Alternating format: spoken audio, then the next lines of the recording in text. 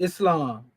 Let us rise upon the seven and give all praises to the great God Allah, our Father God Allah, and honors to his holy prophet, honors to our holy prophet, Noble Drew Ali, El Hajj Sharif Abdul Ali, that is. We give honors to our Moorish kin once again, here, there, and everywhere, and therefore honors to all of you who are continuously honoring yourselves by being yourselves. But let us come forth with our ancient Comedian adept Moorish American prayer. And as we come forth, we ask that you open up your hearts and minds as we open up the way. Islam, Islam, Islamism. Ya Allah abnu heru makunet heru. Ya Allah abhet heru. Ya Allah ma'at heru. Ya Allah hotep heru. Ya Allah heru. Ya Allah ma'at herakuti. Ya Allah ahwajet juti. Ya Allah per im sutek per im heru. Ya Allah bamaduti. Al hajat shepsis rab to Ali. Amen. Haliyasu, Haliyasu, Haliyasu. And that is the same Moorish kin in transliteration. O Allah, the Father of the universe. O Allah, the Father of love. O Allah, the Spirit of truth. O Allah, the Spirit of peace. O Allah, the Spirit of freedom. O Allah, the Spirit of justice. O Allah, you are my protector. O Allah, you are my guide. O Allah, you are my salvation by night and by day. O Allah, through your holy prophet. O Allah, Drew Ali. Amen. Holy Issa, Holy Issa, Holy Issa. Islam, Moorish kin. And now we come forth before you with the divine constitution of Moorish America.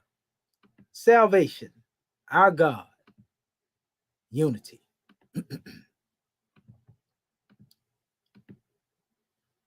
Act 1.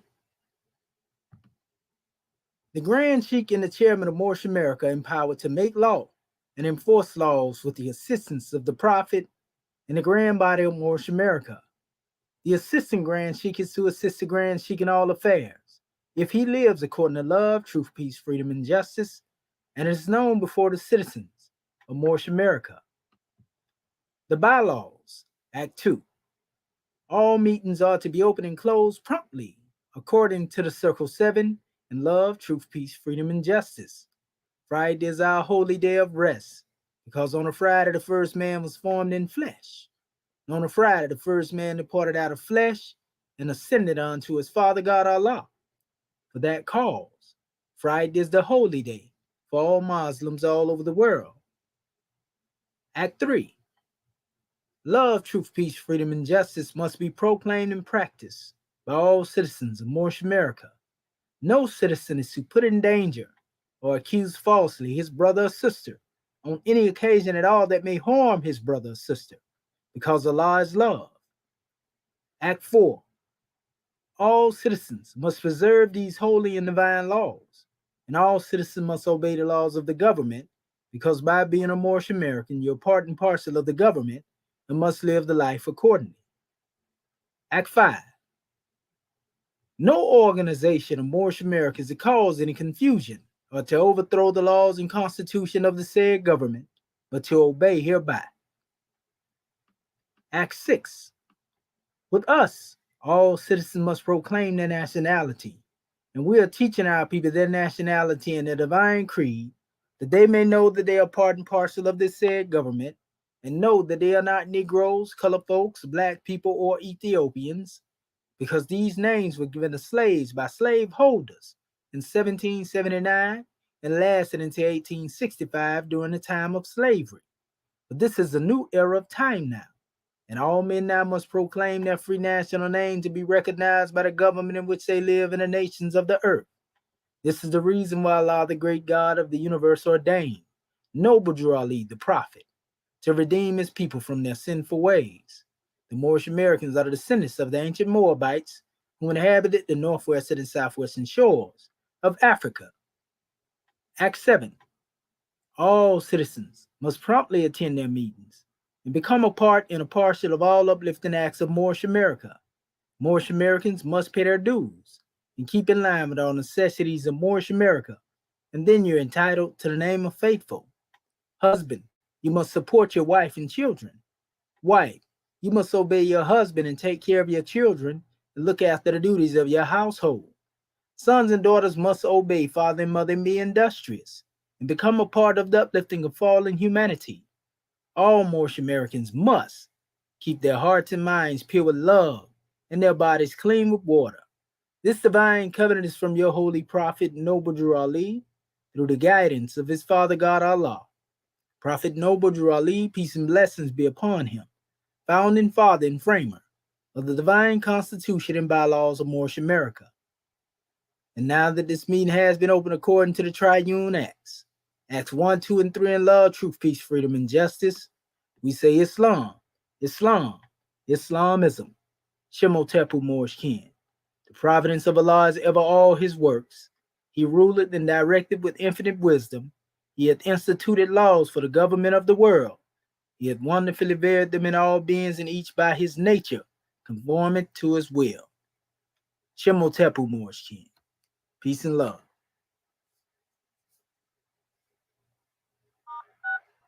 Muted. Islam, Islam, Islam. Gratitude to our National Assistant Grand Chief for opening up the way according to law. I am National Grand Secretary of the State of Indiana, Divine Minister Dr. Sa Natiyu Hedgeru, and I rise giving perfect praises to our Father God Allah. Honors, the highest honors to our Holy Prophet El Sharif Abdul Ali. I would like to extend honors to all of that one and our theocratic Moorish American government, our Royal Council, and honors to our Grand National Seal, our Grand National Emblem, and our Grand National Flag, the Moorish flag. Honors to our Divine Constitution and bylaws, and honors to all of you for being here in this Moorish Perspectives class. Islam, Islam, Islam. Chapter 30. Yehoshua passes the fourth brotherhood test, takes the fourth degree of Adab.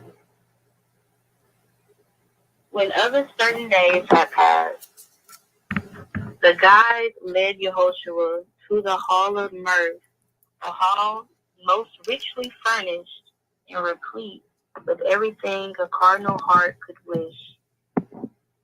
The choicest viands and most delicious wines were on the board, and maids in gay attire served all with grace and cheerfulness. And men and women richly clad were there, and they were wild with joy. They sipped from every cup of mirth. And Yehoshua watched the happy throng in silence for a time. And then a man in garb of sage came up and said, "Most happy is the man who, like a bee, can gather sweet from every flower. The wise man who is one who seeks for pleasure and can find it everywhere. At best, man's life on earth is short, and then he dies and goes to he knows not where. Then let us eat and drink and dance and sing. Let us get joy and life of life, for death comes apace. It is but foolishness to spend a life for other men. Behold, all die and lie together in the grave, where none can know and none can show forth gratitude." And Yehoshua answered not. Upon the tinselled guests and all their rounds of mirth, he gazed in silent thought. And then among the guests, he saw a man whose clothes were coarse, who showed in face and hand the lines of toil and want. The giddy throng found pleasure in abusing him. They jostled him against the walls and laughed at his discomfort. And then a poor frail woman came, who carried in her face and form the marks of sin and shame, and without mercy she was spit upon. And then a little child with timid ways and hungry mien came in and asked for just a morsel of their food. But she was driven out, uncared for and unloved, and still the merry dance went on. And when the pleasure seekers urged that Yehoshua join them in their mirth, he said, "How could I seek for pleasure for myself while others are in want?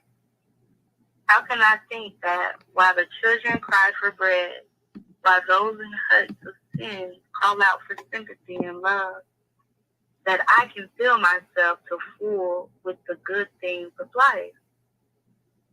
I tell you, nay, we are all kin, each one a part of their great human heart.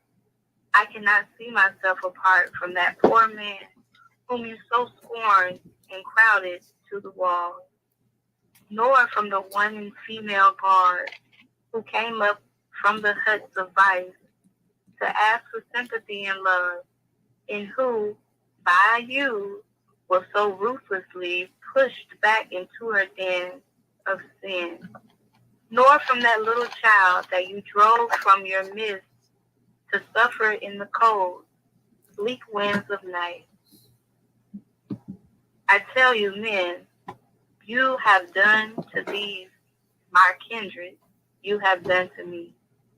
Islam family, subhanAllah. I tell you, men, what you have done to these my kindred, you have done to me.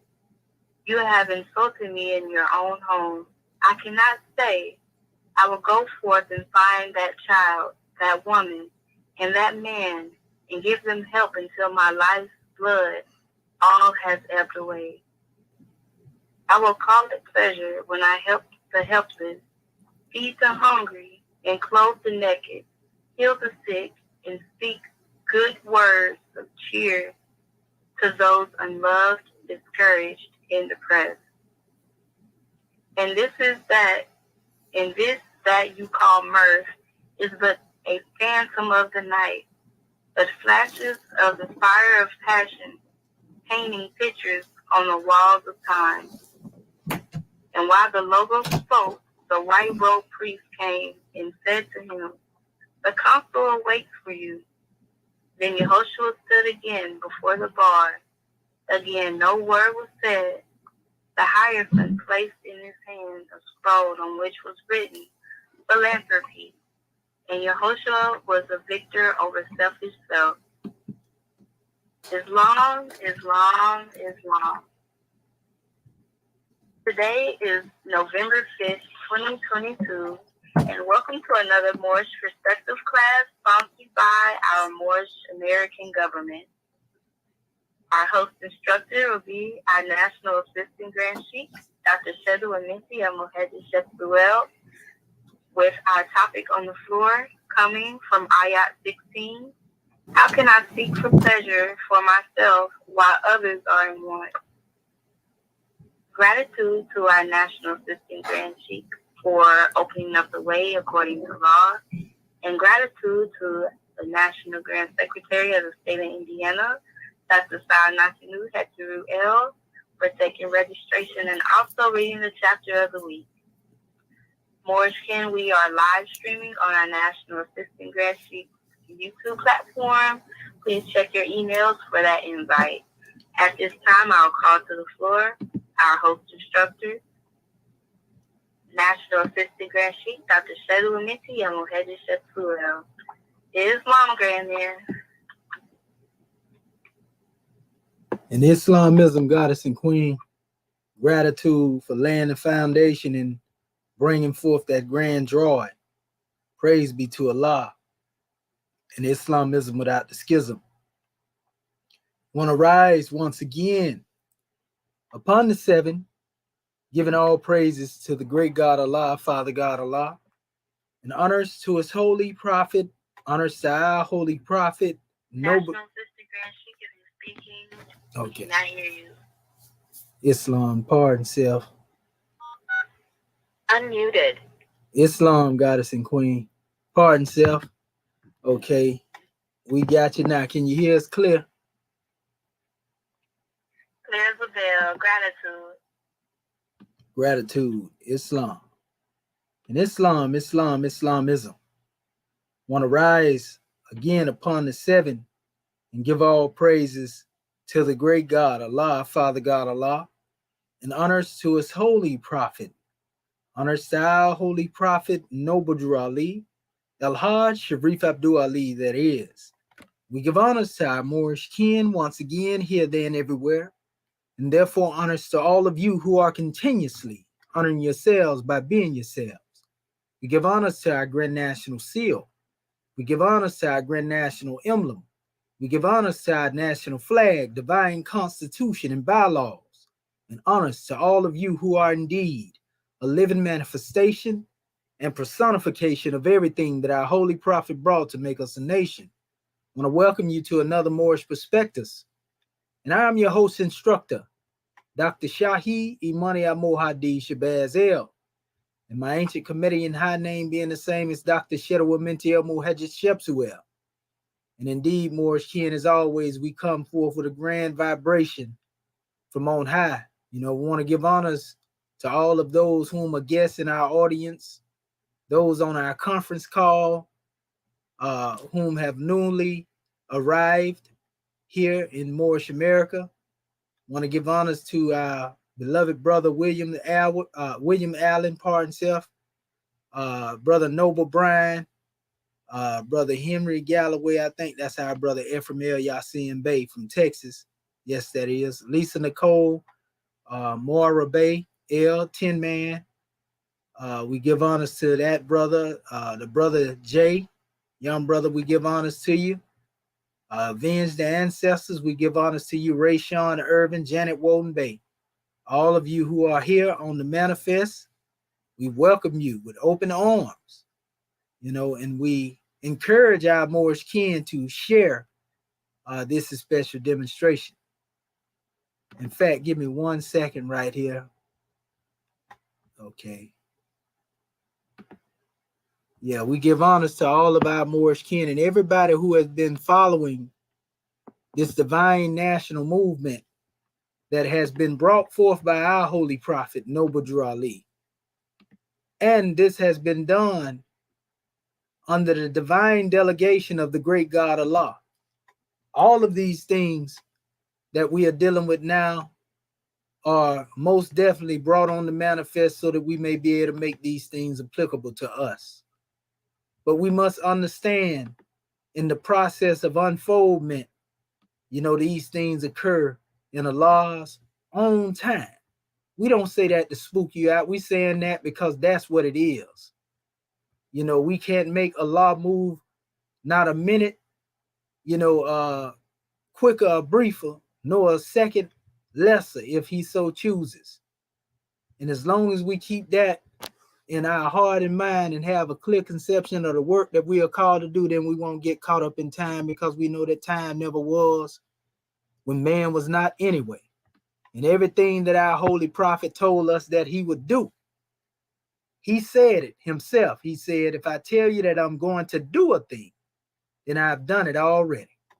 And if we can rest and assure in that alone, because that has to do with a degree of unfolding into what we call faith. If we can embrace that alone, then that will indeed elevate us in our consciousness. You see, we got a grand drawing to bring on the manifest tonight, Moorish kin. And our topic is, how could I seek for pleasure for myself while others are in want? We actually sent out the chapter of the week. We're going to pull that up in a second and share that with our family so they can follow along with us and know exactly what we are along the way. But our subject title again is, how can I seek for pleasure for myself while others are in want? The question that we see right here, family, is letting us know that one asking this question has no intent on being selfish. See, a lot of our people have no idea about the difference between being selfish and selfless. To be selfish It's to believe that everything that is to be done, everything to be demonstrated has to do with something that benefits the self. Whereas to be selfless, one is demonstrating a service, offering their services, reciprocal help and mutual obligations to uplift fallen humanity. This is something that we have lost touch with. Being able to demonstrate on a level of self-determination, being able to do for ourselves. You see? And so this whole drawing brings us into this powerful question: how could I seek pleasure for myself while others are in want? How can I continuously, watch my people starve for knowledge, wisdom, and understanding, and I don't aid in the system? Because most time we think that in order to prove that we have some loyalty, in order to demonstrate what we call uplifting acts, this has to do with something that is physically demonstrated alone. You have to show somebody how much you're willing to give. You have to show somebody how much you're willing to sacrifice. When it comes to what you toiled for. You see? But when you get into a higher state of elevation and consciousness, you realize that if you seek the knowledge of self, if you seek the wisdom that speak from on high, if we seek that solid rock, a foundation, stone upon which man is able to build himself, then everything else will be added unto us in a full circle, 360 degrees. You don't have to look for the things that you long for, that you need, because they will already be on the manifest as a result of the work. Your ways, your acts, and your deeds will bring these things into fruition. But sometimes what we do, we place more emphasis on the things that we see, so much so to where we fail to recognize, what's going on beneath the surface and what it is that we can't see. And just because you can't see it don't mean that it ain't there. Just because, for example, there's a process that goes on when you deal with the progress in becoming a nation. Just because you can't see this with the naked eye don't mean that it ain't happened, or it ain't happening, or it ain't unfolding. You see? So we see that our people are in want. We are not so caught up into the plane of things made manifest to where we are chasing after gods in whom we know nothing, to where we are seeking pleasure based upon the things that we look for in the plane of things made manifest. We're not so much caught up into that to where we ignore or neglect our duty to demonstrate socially. We call them social duties. You see? We're not so caught up in the plane of things made manifest to where we can say, all right, all I need to do is eat, drink, and be merry. I started to say buried. That's a demonstration as well. Eat, drink, and be buried. Because that's basically what's been going on. But eat, drink, and be merry has become the order of the day. Our people think that if they party themselves, into oblivion, where you don't have to pay attention to those things that are really necessary for your survival. Because this is what the West has taught us. We medicate our pain. One thing about medicating, your pain with, whatever it is on the manifest, be it drugs, be it whatever it is you choose to do, whatever you hung up in, your pastime, in the by and by, whatever it is, you see, these things would not change the reality that the struggle is undefeated. What do you mean, Brother Shaheed, when you say the struggle is undefeated? In other words, there have been many that have been made or broken as a result of the struggle. Struggle builds character. Struggle gives you the opportunity to use your tools that we use within the workshop of the mind, where thought is used to build character. A struggle can cause you to jump off a cliff. As our brother Justice L. Bay would say, jump, find yourself on the tallest Moorish American bridge, jumping back into the United States of America. Oh man, this is crazy. So freedom is not a game, Moorish Ken, but we got to speak the truth. We got to be straightforward with our family because we don't have time. Even though time never was, we don't have a lot of time to play. Some of our people don't know, what it takes to be a nation. And that's what we're trying to educate our people on. What it takes to be a nation. Ask yourself that question. Is being a nation just calling yourself a nation? Is being a nation, just creating a name and saying that's who you are? Is being a nation basically allowing someone else to tell you who you are? Islam family, we got one of our family said that my sound is low. Can you all hear me out there for confirmation? Islam, we hear you. We can hear you well. Okay. Islam Grand Man, we hear you loud and clear. Okay, so that means that's that brother's particular apparatus then. Brother Funkers Bay, you may have to check your apparatus, brother, and turn it up. Yes, sir, because I know we normally this thing pick up real loud, even when you ain't speaking loud. So, yeah, when it come down to dealing with this special drawing family, we have to know the work that we're called to do. And once we know the work that we are called to do, then we on the manifest to get the job done. I want to say this, and I say it all the time, whether we know it or not. All of us have been given a specific talent from the great God that only we have, tailor-made for us. That talent that has been given to us, only we can activate the saving power of that talent to uplift ourselves and uplift our people.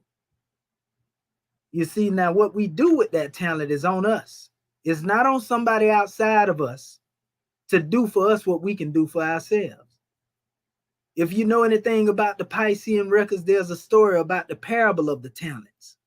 Whereas one refuses to utilize their talents, then they are taken away and given to another that will bring forth the fruits thereof. So each and every one of us have a gift of the understanding, which come forth from the treasures of the great God Allah. And that special gift can be used to either uplift and build a nation, or if one doesn't utilize it, it can basically go, unnoticed and unused, and a nation can fall as a result of not using that special demonstration, because that might be what the nation needs, in order to have some growth. So how can I neglect my duty? How can I become negligent? How can I turn the blind eye, so to speak, while the world suffers? This is one aspect. A lot of times over here in the West, they teach the people, they say, well, you deal with the people based upon what has some interest in it. So, if you're going out to feed the people, then you going to feed a particular people because it's just a tax write-off. You go out to feed the people, then you going out to feed the people for some level of benefit of show, so to speak. Because it's going to bring you some form of pleasure. You got to get something out of the deal. But that's not the same as philanthropy. We have to know exactly what philanthropy is. How many of us know or even really heard the word used in most cases? Because you have philanthropy, you have charity, and so forth and so on. But a lot of our people don't know what that is. You even have some people that try to hide under the guise of philanthropy. And basically they try to utilize this to have a one-up on the people. Oftentimes when you're dealing with philanthropy, you're talking about benevolence. You're talking about, and this is the age of benevolence, by the way, according to our calendar, our Moorish calendar. It's called the age of benevolence, Kunam Neta. So generosity, humanitarianism, altruism, social conscious, charity, brotherly love, fellow feeling, magnanimity, right? Munificence, liberality. These are some of the expressions or words that have to do with what we call philanthropy. How much of this have we demonstrated toward each other?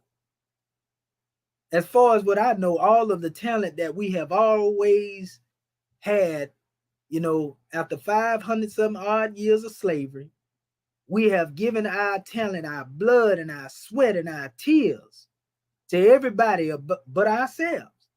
And we wonder why we are so far behind. We have enriched the world with saving powers that have been given to us and given, through a line of royalty that has come from the lineage of our ancestors. It has been used to build institutions against us.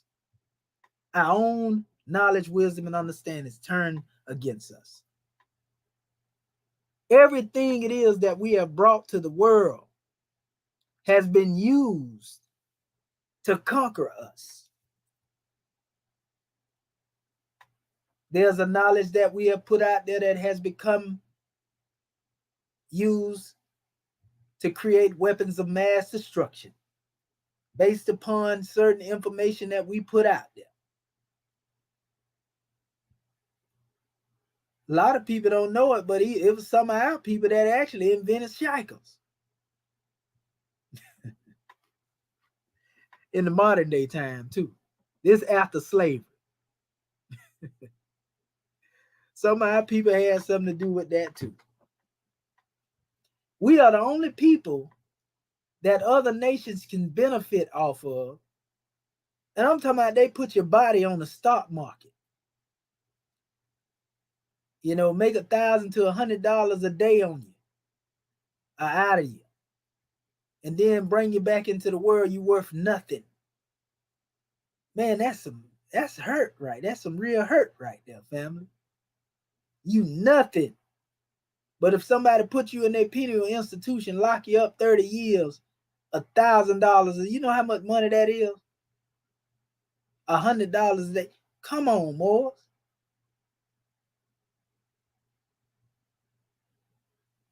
How much of that money is used, to give back to the young generation or create institutions of higher learning for our people? I'll wait.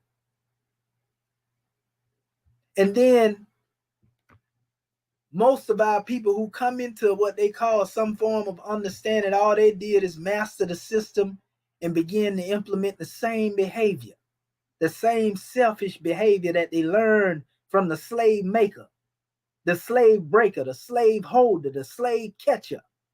So you don't need a European standing over you with a whip, because you have neo-colonialism now. You have one that look just like you. Then we call them Oreos. You know the nature of the Oreo. What it looked like on the outside and what it looked like on the inside. I mean, if you want to use them type of classifications. But nevertheless, Moorish Kim, when you deal with the concept of philanthropy, all of our arts and sciences and everything it is that we brag and boast about has been used by those who were adversaries to us being a people. What's wrong with that picture? And if that we have the knowledge of this now, that this was demonstrated, then why do we participate presently, in furthering, this new form of slavery, which we call neo-colonialism? Having the face of our people who want to be the new gatekeeper, those of our people who want to be the new slave master. Those of our people who believe they got to go along to get along and still don't have anything of their own. You see, this is what we talking about. We're going to talk straight to you. Islam. We got to talk about it, family. Because if there is no accountability, if we don't take responsibility, for our actions, our ways, and our deeds, then the worst is yet to come. And the young and not yet born is doomed to be caught up in the same vicious cycle that we have been devoured by. Being depleted of our resources mentally, physically, and spiritually. To the extent to where we no longer have anything else to give to ourselves, less knowing anybody else. Am I making it plain? I hope so.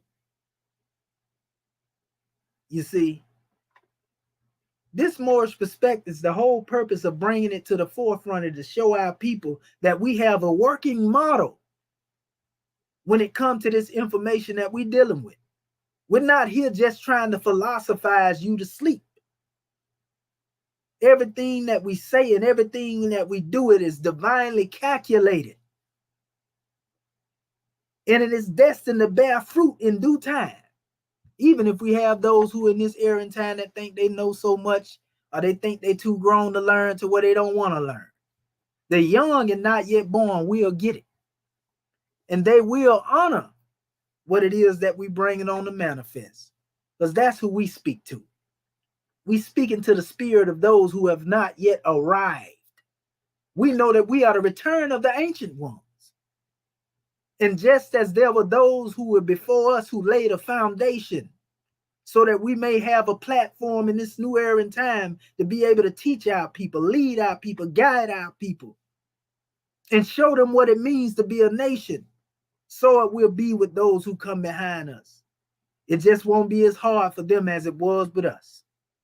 Because our prophet told us our people is a hard-headed, mean, stiff-necked set of people who have never done anything except but at the point of a scimitar. Or did he say sword? You know what we talking about. You know what we talking about, family. I ain't here just to talk out of the side of my neck. Because I don't have to have somebody listening to me all the time. So if you think that I like getting up here just talking to be talking, you're wrong. I've been doing this for 30 years, family. Prior to this, I was a part of the problem. I don't have nothing to gain to get up here and talk to, our people knowing they're hard-headed and don't want to hear nothing. Because I ain't nobody paying me to do what I do. I'm just trying to demonstrate selfless service to my people to aid and assist them along the way. And hopefully ones get it and take what it is that is needed, and they're able to better themselves, their family, their nation, and their community as a whole. I'm not up here to preach to you. I don't want to be a reverend, nor a pastor. I'm not trying to be your imam. None of that. We up here demonstrating government, family. And this is the conversation that many of our people have not been having. Sure, they say they're the nation of this, or this nation over here, that nation. Sure, they say that they this sorority over here, this fraternity over here. That ain't to attack our people. But our people have yet to have the conversation where it relates to dealing with self-determination. I even believe some of our people scared to do for self. Some of our people fear demonstrating self-government.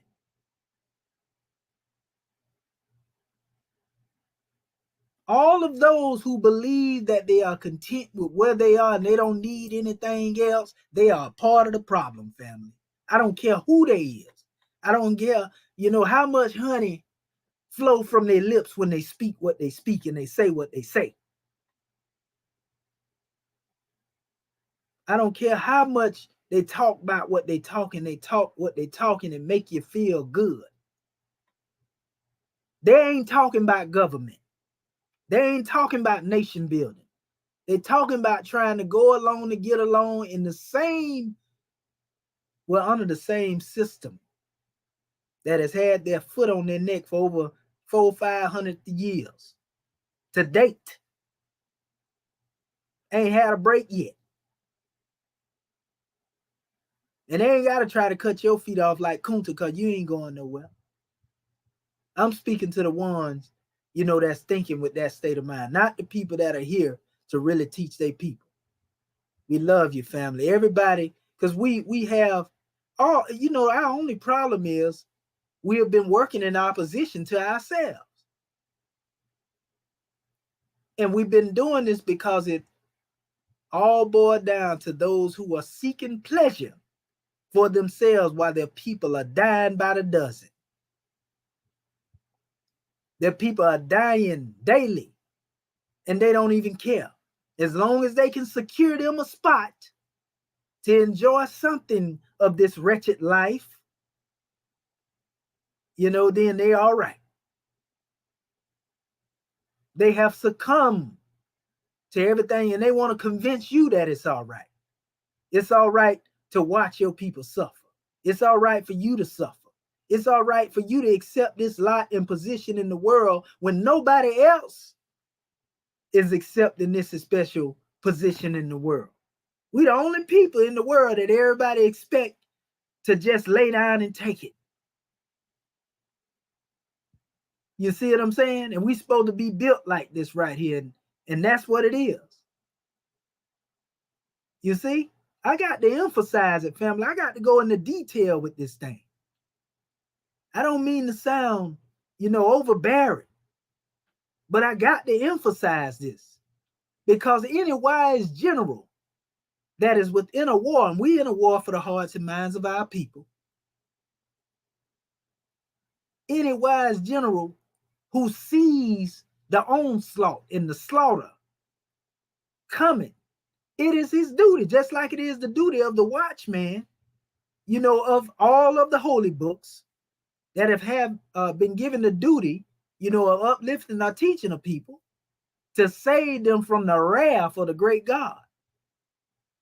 It's our duty to say what it is we say, irregardless of what someone tries to do to hinder the message, or what someone does to mentally, physically, and spiritually. It don't matter.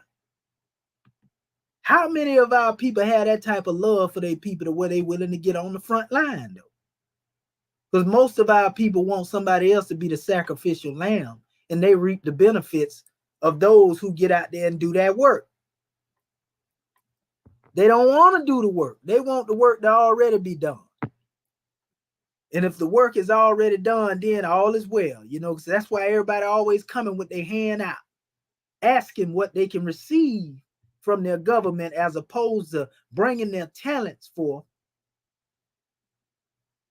to their government. Well, I'm going to tell you like this. For those who do have gifts of understanding of the treasures of the great God Allah that have been allowing them to be used against their own salvation as opposed to be used for their salvation. I'm talking about those of our people who feel because they have a bachelor's, a master, associate's degree from Rome, that's all they need, but yet they are not using this to build their own. They want to be a doctor. They go to school to become that and receive these degrees, but yet have no compassion for healing their people. They fall right in the same rat race, of the Romans who was demonstrating what they demonstrate. And the hopes of their people is that they will bring their talents back home to help them. And I've said this to many of people when I speak to a lot of our young brothers and sisters, who call themselves going to this so-called historical black college that's supposed to be over here where I'm at, Florida A&M. When I see some of them running to them, what's your major? What is it that you look to accomplish? You see, then I say, well, are you going to use your talents to aid and assist your people? If it's a nurse or a doctor, you going to use your talents to be able to heal your people, family? These are the type of questions I pose to the young ones when I run into them. You see, because in most cases, most people just thinking about going through these degrees, dealing with living. That's the difference between us and those who have oppressed us for centuries. When they come into, being able to have some so-called, degree, they use this degree to further the oppression that their ancestors initiated. And we utilize our talents to take it right on over there. We ain't thinking on the level, well, let me, establish my own legal firm. If you're dealing with that type of stuff, let me establish, my own aspects of dealing with being an MD. Let me create a foundation so that I can bring people behind me with the education that I have. Why is it that our people have to continue going through the same thing over and over again? Lessons that are being taught when this stuff really come from our ancestors in the first place and was remixed. Why our people still got to suffer? Why haven't there come into the manifest after all these years of being oppressed and in slavery, a group of our people that say, you know what? Because you already know these different positions, when it comes to dealing with so-called occupations are overcrowded anyway. Why haven't there been created bands, of individuals, that have gained certain degrees? The prophet said, if you get a good European education, I can use you. Part of that had to do with going into these so-called buildings of higher training. I mean, did I say higher learning?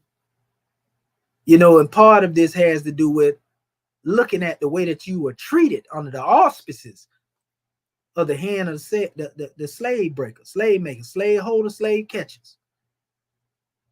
Why hasn't there rose up from amongst our people a band of individuals say, you know what? I've been in the field 30 years doing this right here. I'm a doctor, dentist, lawyer, whatever I am. So now it's time. I done made whatever I can make. Instead of ones having to go through the education apparatus of Rome, ones amongst our people should already have halls of learning for our people to learn from.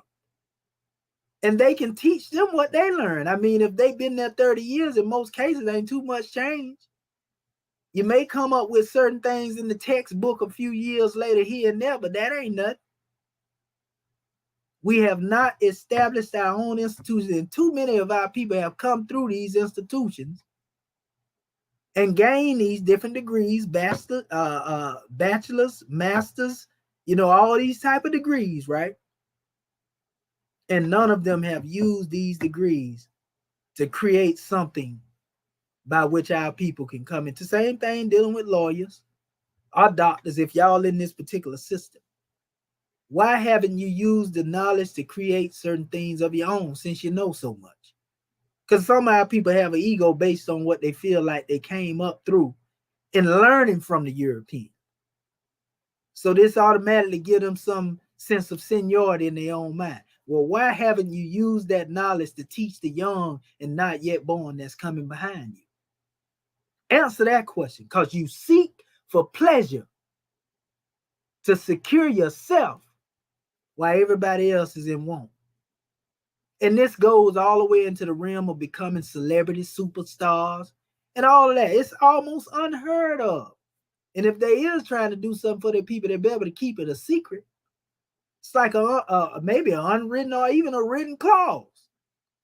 You better not do nothing to aid and assist your people and let us find out about it. Because if you do this right here, oh yeah, you gonna get it, buddy. Let's look at what's going on now. We mentioned our brother Kanye West and all that stuff he going through or whatever. Let's look at the brother Kyrie Irving. I don't even watch sports, but I know the names of some of these people. All you got to do is make one statement. They're gonna let you know how less or what it is. You can't cancel me. I don't care what platform you put me on. I'm gonna speak the truth. I ain't scared to speak the truth. You can put me in a Supreme Court on a stand and I'm going to tell Rome how he made, who made him, and how I made him that way. You understand?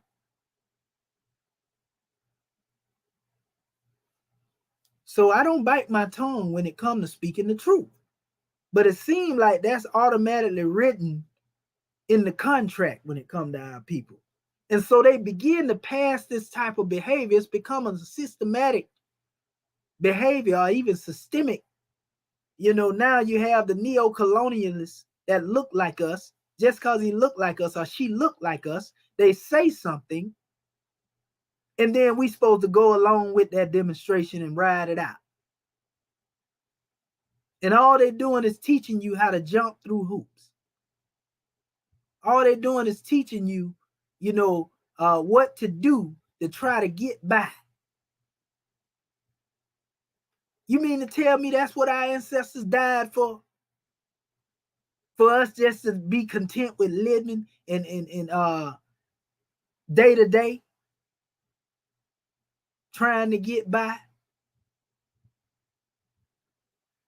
It seems like we don't want the whole plate until it come down to dealing with us. Let one of us get together and establish two or three of us. We establish a business and it becomes successful. Then you got somebody that want the whole plate. They don't even own it. They might just have a share in the demonstration, but they want it all. They worry about, oh, he got this, but when it deal with Rome, you ain't thinking like that. You enrich Rome. You make them fat. And they have all the resources in the world that they need to keep you exactly where you are. And then you cry about it. Oh, I don't like the way it is. Tax me to death. Oh, I don't like, the rent go, the gas. Oh my goodness. But yet and still, you feeding this beast now. Then you got your people over here starving.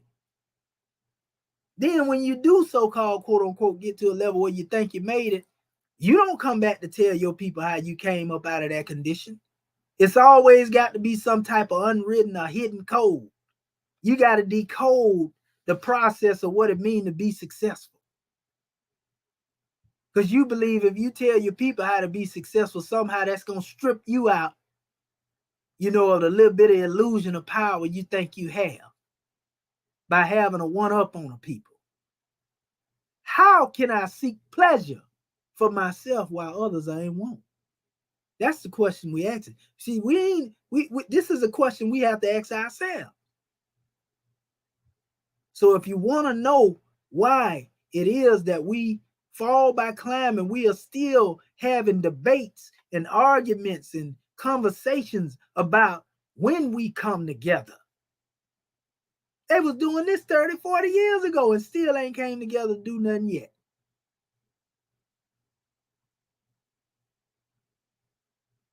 Procrastinating is what I call it. You see? So what is the problem? What is the issue? I keep telling our people, they're like, oh, we need riches. Well, if you love riches so much so, and you really wanted it that bad, like you claim it is that you want, prophets say when the European go back where they go, mountains of gold going to be revealed anyway. But if you're looking at riches, the wealth is in your unity. I keep telling our people, if we dealing with the return of 60 million of our people, and they all woke up, and they didn't have but $1 in their hand, $1 a piece, all 60 million. You see how easy that is? That's $60 million, family. And it's way more than 60 million of us really on the manifest. That's just our number that's similar to like that of a 144,000. That was only sent to be delivered in the lost sheep as the lost sheep of the house of Israel, according to the Piscean records.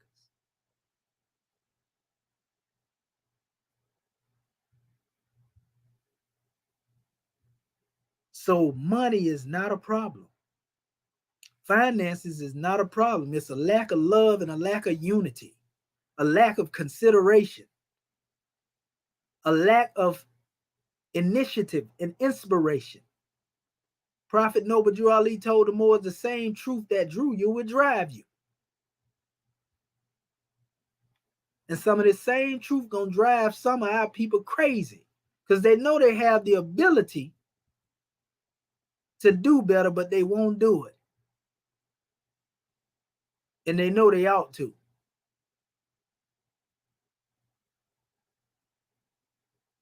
Man, we have been called to do a magnanimous work, Moorish Ken, a grand work. So the key is getting out there and doing it, making it happen.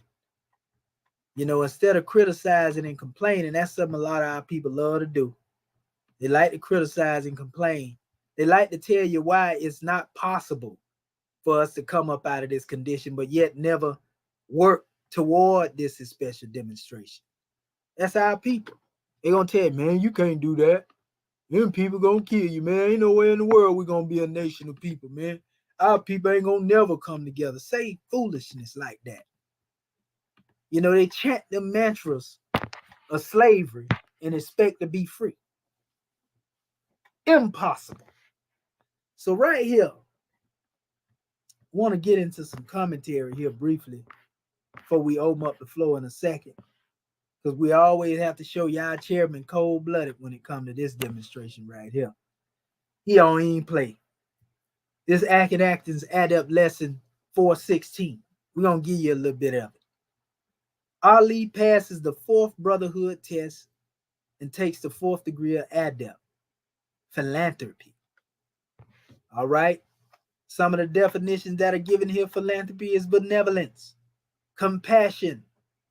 See, one can't give what they don't have. You keep what you give away. But if you don't have compassion, you can give all you want to.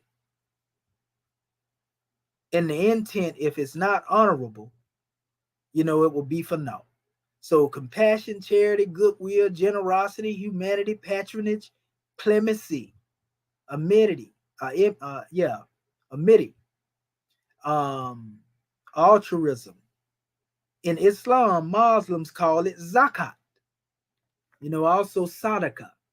Do you know that zakat or sadaqah has to do with a purification process?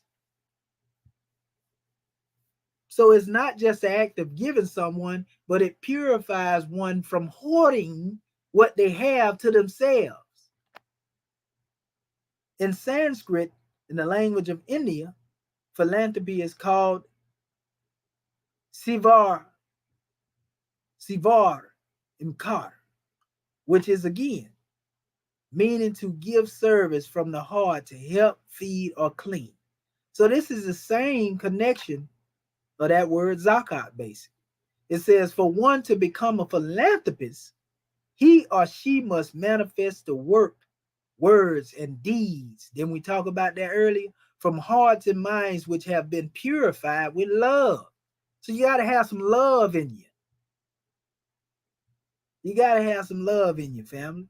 This is why Drew Ali, the last Muslim to bring old Islam to the West, affirmed those who have earned this degree are also entitled to the name of faithful. Think about that. Let that marinate a bit. So our chairman went on to state, he said, Ali's Adept Chamber, the 3rd heaven. Dear Moorish students, let us prepare ourselves to enter into our sovereign Adept Chamber. In the true Adept Chamber, philanthropy, the 4th Adept degree, like unto 3 preceding lessons, you will learn this chapter is also filled with scenes and colors and characters, assuming their places within the heart and mind of our brother Ali. Now remember, you are also ministers of divinity, and that man know thyself is the first order of study. In order to pass any adept degree, one must go into the nearest place to meet the self. The 7 will appear when the circle is unbroken.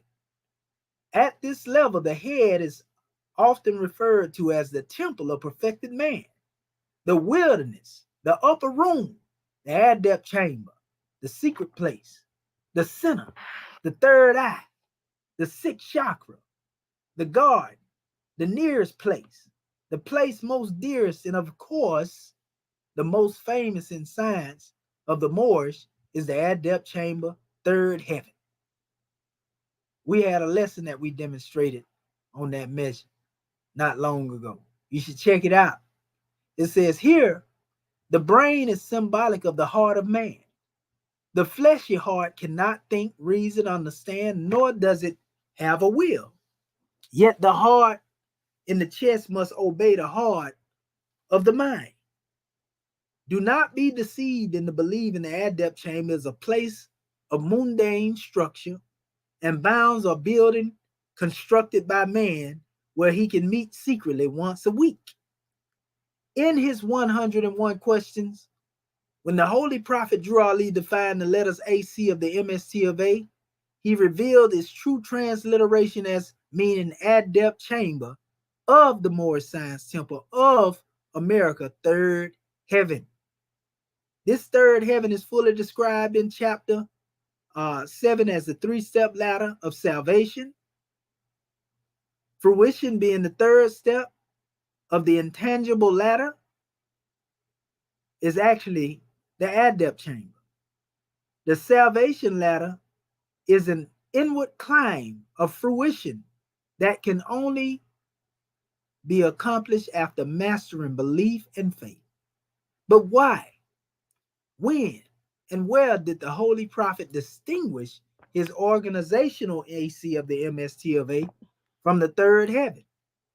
Let's think. Moorish kindred. Think. An adept chamber is not a place of leaps and bounds.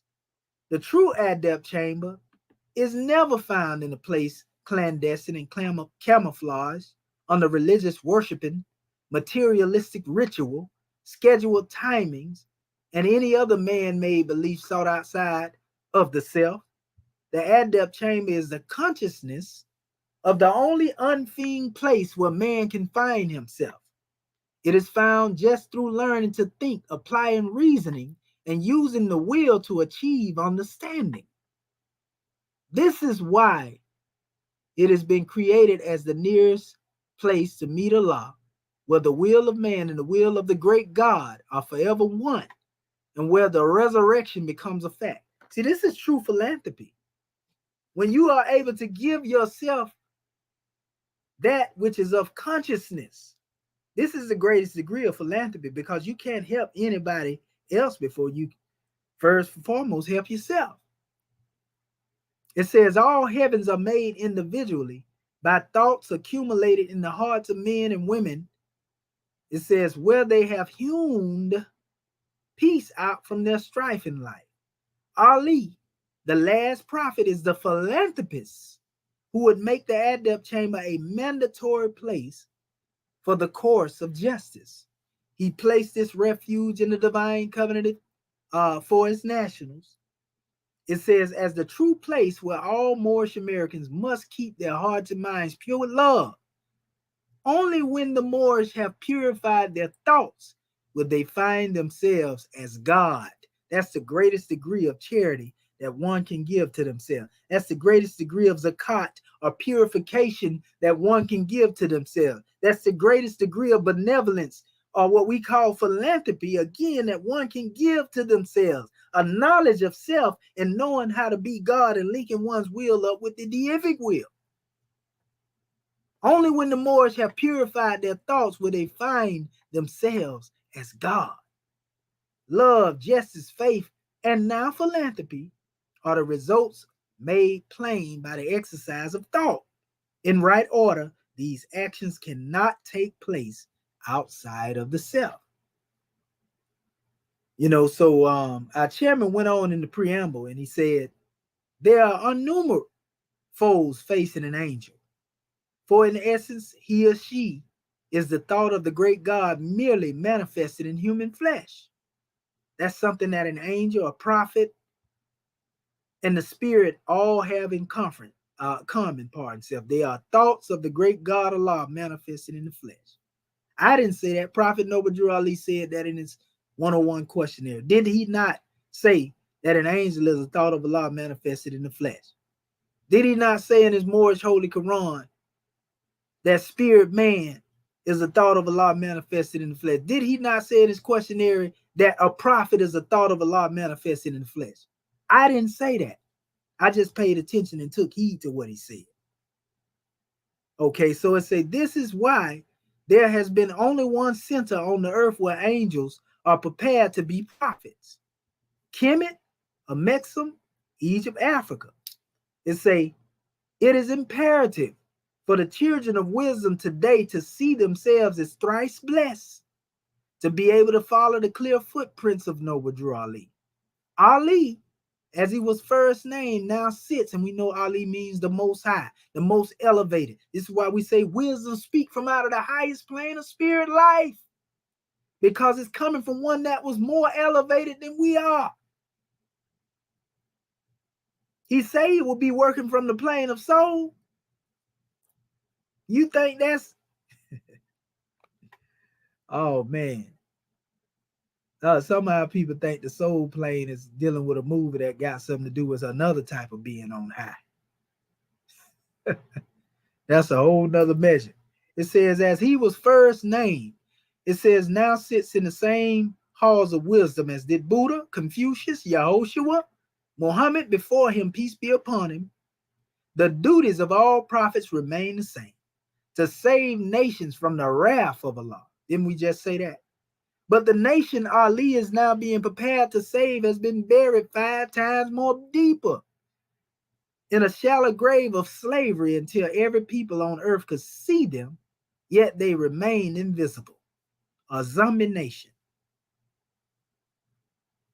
After 421 years, from 1492 to 1913, of his people being hidden and unobserved and concealed, the superlative preparations of Ali to redeem them has been unknown and yet divinely guided by the adepts.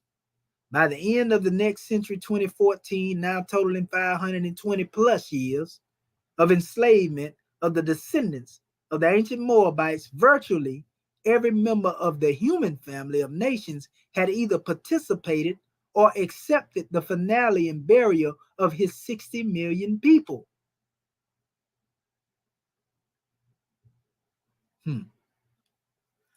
For these reasons, during the year of 1906, in the 20th year of Ali, the Comedian sages, adepts, masterminds had prepared yet another life stage for the development, right?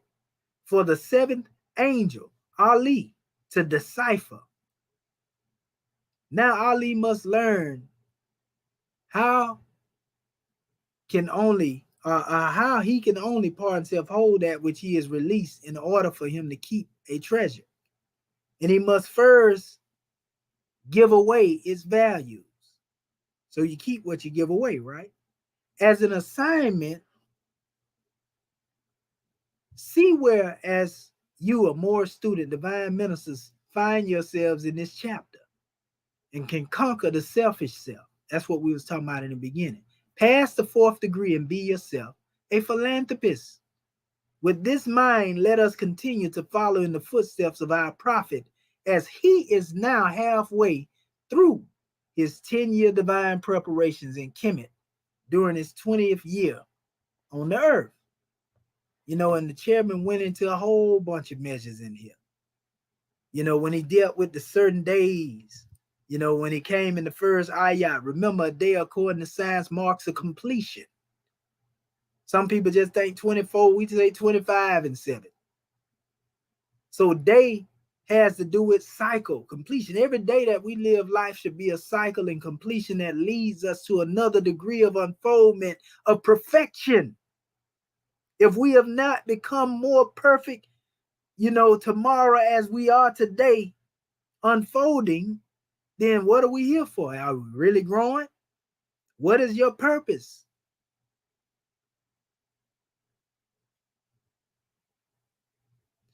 Okay, so it goes on and it says, a day according to science marks a completion, an event, a totality of a creation. A day of science is not subject to the finite duration, a finite duration we call time. You see? And it talked about how I measure, you know, dealing with the certain days past, you know, and the guy led Ali to the Hall of Mirrors, because he's the neophyte to us in this new era and time. The Hall of Mirth is a house and place of joy, celebration, and laughter, fun, amusement, getting down, tearing the roof off the mighty fine state. A hall, the guide led Ali to the hall of 13 European colonies in the West. Everybody eating, drinking, and being merry. It says, and although the plush colonies were owned and ruled by slaveholders, i.e., Western Freemasons, it says worldwide it was no secret. It says the grandeurs of the colonies has been built and polished at the hands of their chattel property. There's a great celebration at this occasion, for the colonies have now become one united state. The new plantation was most richly furnished and replete with everything a carnal heart could wish. And this is what our people been loving to do. They like to buck dance. They like to dance for massa. So they came up with many different things to distract our people. They gonna make you a celebrity, make you rich, make you wealthy, so you can enjoy life.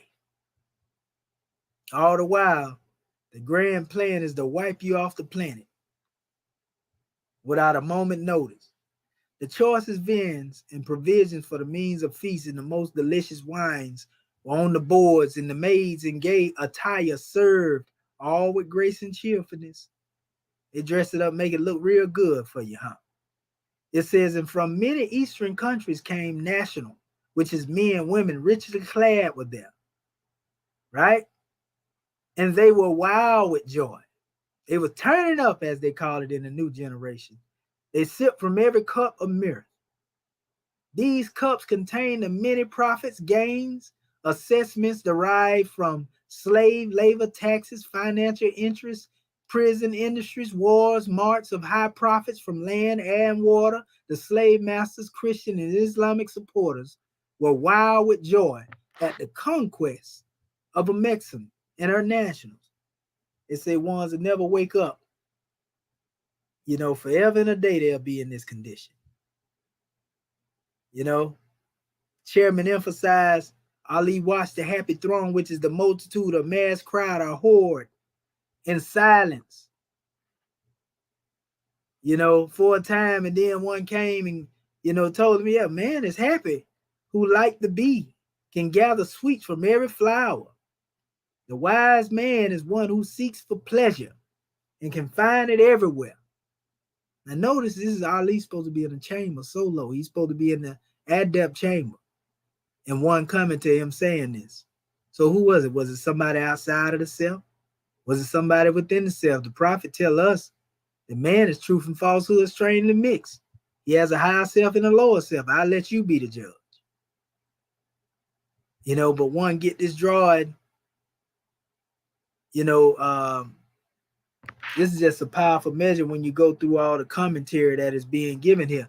And then among the guests, he saw a Negro, a man. A Negro is among the slave names given to the Moorish of West Africa by slave holders during the time of slavery. Negro is often used as a label or state identification to denote one's chattel or be used to supplant the abolished nationality. Negroes, although human, have no value above that of property, chattel assets. They have no national clothing, but wear clothes according to the inconsistent designs of fads, styles, and marks of their owners. Right? And it says whose clothes were coarse and who showed in face and hand lines of toil and want. That's our people. Got everything when it comes to the manifest physically, but still suffering from something that one has lost, their own minds. So the greatest degree of philanthropy is to give us our minds, to give us the proper way of thinking again. Everybody thinking that this has to do with physical things, but no, this is something that has to do with something which will allow us to gain more when we have a consciousness of who we are and the work that we called to do. Prophet Noble Drew Ali bringing that Moorish Holy Quran back to us is an act of philanthropy. bringing them 101s and 102s, that's an act of philanthropy. Our Grand National Chairman bringing us a flag, a seal, an emblem, the Book of Fire, the exhuming of a nation. That's what we talking about. The Book of Ali. You know, everything it is the prophet brought us to save a nation. That's philanthropy.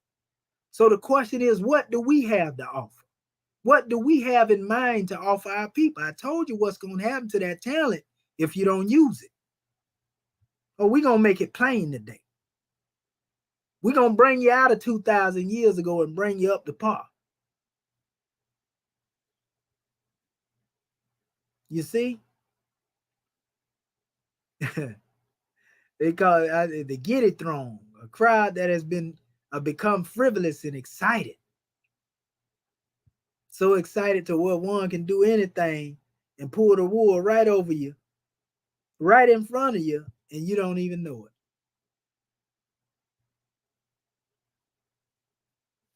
it. It talked about, you know, one being abused, so to speak.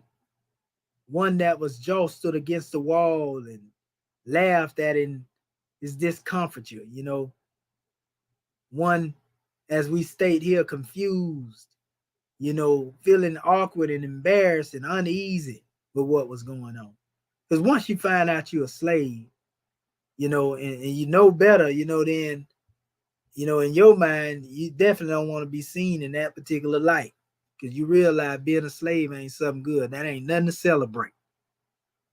I don't care how many holidays they give you and call them holy. But that's another demonstration. It says, and then a poor frail, then you see the chairman put black woman, black mean deaf, and to be dead and lifeless, absence of life. A black woman is nationless female who is without power, government, or jurisdiction. She has no official family status that one is bound to respect. Black is another name given to the slaves made in the West. In other words, this particular one came who carried in her face the form of the marks of sin and shame. Then our prophet say he came to lift us, you know, uplift us from our sinful ways. No wonder why he came out of the water, stepping out 1 foot on land, 1 foot in the water, with a woman in his arm, because we already know it's the goddess that bring forth our reinforcements when it comes to dealing with bringing forth a nation. She's also the first teacher too, if you taught her right. That's a whole nother measure. They say without mercy, she was spit upon. We seen that type of behavior demonstrated over here in the West. It says, and then a little colored child, the chairman added emphasis to this. He said, these are those society rejects whose minds have been tainted with a bogus history, no memory of national contributions, no descendant nature. Colored children, and we know color, you know, has to do with the color of the law. Guilty just for being who you are. Did I say that? Are the segment of slaves which hearts stained with European appeasements, yet bound by African appearance. Didn't I talk about that Oreo earlier? They got miniatures too. It says they are trained and painted with oaths of allegiances to the Greek, Roman, secret societies. These colored youths represent the continued future of ignorance and human trafficking acceptable in the West. Colored folks are formative years of the oppressed, the stateless, and powerless. With timid ways and hungry mean appearance, manner, demeanor, look, came and asked for just a morsel of their food. But she, the little colored child, was driven out, denationalized, uncared for, unloved, and still the merry dance went on. So while all this was going on, reflecting on how this applies to us in this new era and time, when the pleasure seekers urged that Ali join them, the prophet, you know, come on over here, man, and become part and parcel of this demonstration. Have some fun. He responded, how can I seek for pleasure for myself while others are in want? How can I think that while the children cry for bread, while those in haunts of sin call out for sympathy and love, that I can fill myself to full with the good things of life? I tell you, nay, we are all kin, each one a part of the great human heart. I cannot see myself apart from that poor man whom you have so scorned and crowded to the wall, nor from the one in the female garb who came up from the haunts of vice to ask for sympathy and love, and who by you was so ruthlessly pushed back into her den of sin, nor from that little child that you drove from your midst to suffer in the cold, bleak winds of the night, or of night.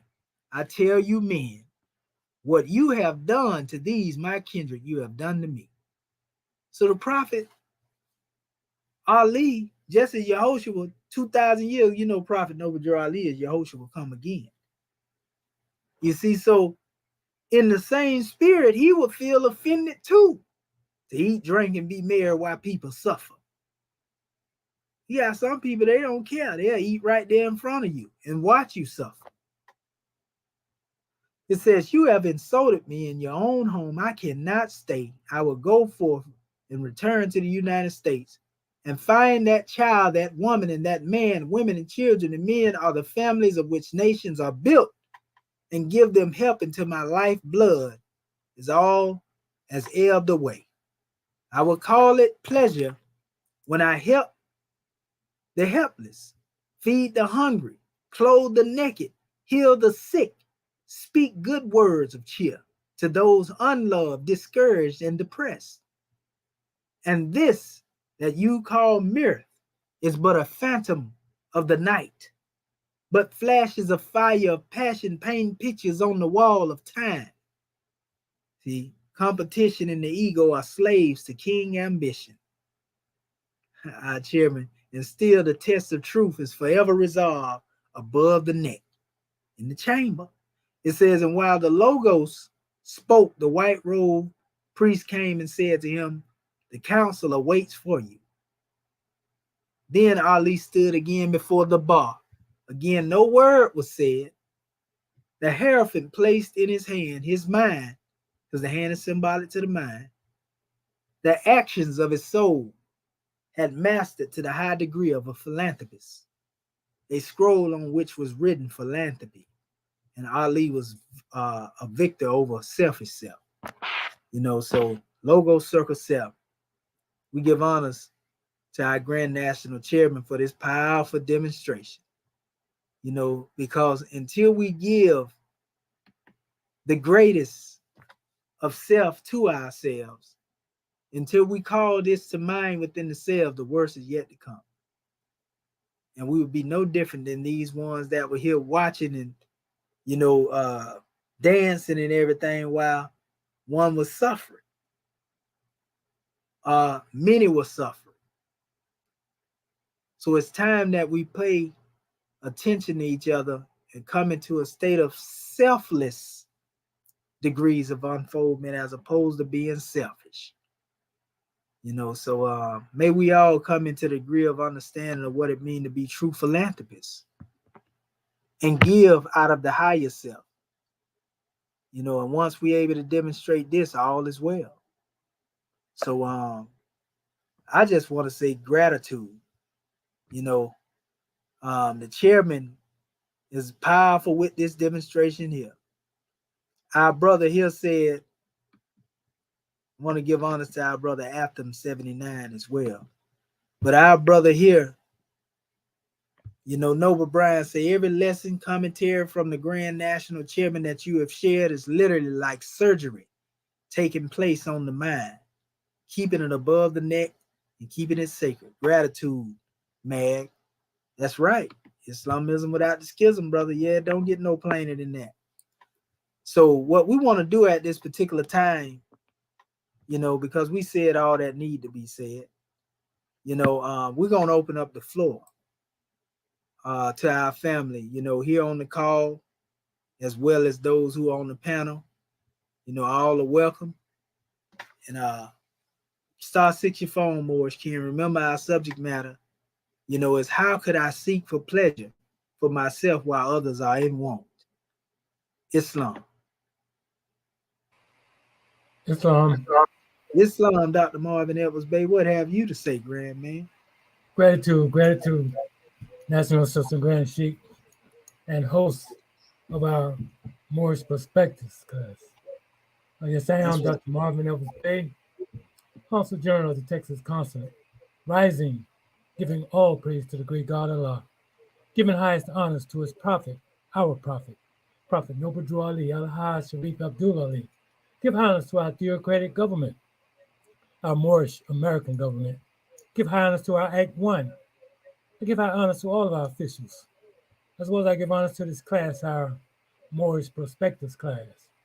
And again, I give honors to you, Dr. Shedi Wamenti Al-Moheji Shepsuel, our National Assistant Grand Sheik of Moorish America, for hosting and instructing this wonderful class of enlightenment.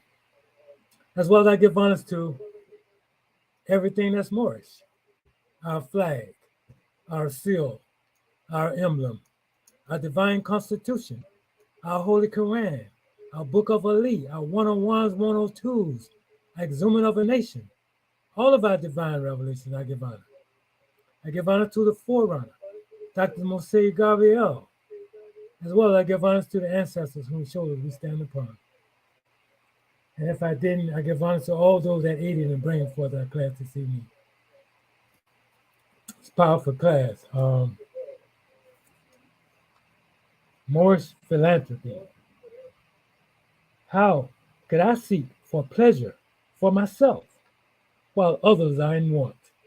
I mean, this is a powerful message, and the chairman's lesson, number 416, I mean, it tells everything, it takes it and really explain what philanthropy is, like you said, all these things, you broke it down, talk about that temple. Well, first of all, that philanthropy, like love, initiation, inspiration, benevolence, compassion, charity, goodwill, generosity, humanity, patronage, clemency, amity, and altruism. All these things are just brief interpretation of philanthropy. But we know our Prophet Noble Drew Ali, a thought of Allah, made in the flesh. He's the first example, the first patriarch of philanthropy, because he went to Egypt. He studied with the masterminds, and he took the test. We're on the 4th degree, but we know that there was 7. And he came back with everything that we needed to save ourselves as a nation. And this is the beautiful thing. And that's why I'm so grateful for being here in this divine and national movement, to be a part of this, to elevate my consciousness to the level that I can reach out to my Moorish kin that don't know, that may not have even heard that they had a prophet, that we have a prophet, Noble Drew Ali, and that we have a government. That's not about the organizational standpoint, because we know that any organization on the manifest today is part of the United States, because they have to be certified, But here we are, the Moorish American government. We are successionists. And so, but this is a very powerful class, We went in talking about that temple of perfected man, the wilderness, the upper room, the adept chamber, the secret place, the center, the third eye, 6th chakra, the garden, the nearest place, the place most dearest, and of course, the most famous in the science of the Moorish, the adept chamber, third heaven. This is truly beautiful.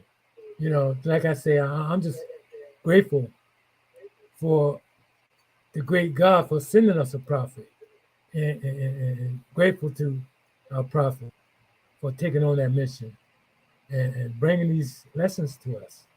You know what I mean? And to our government, who's making them available 25/7.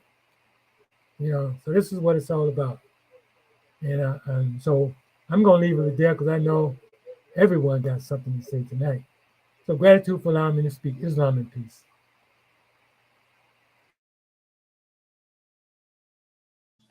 And gratitude for the measure, grand man.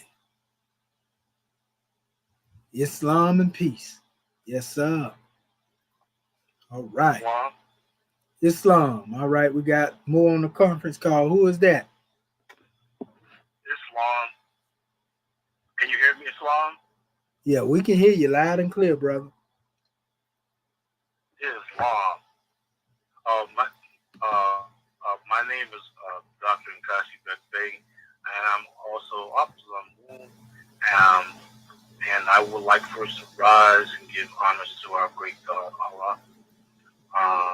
And also, I'd like to give honors to our Swift Angel number 1, who gave me the self-determination and inspiration and energy to do what I do.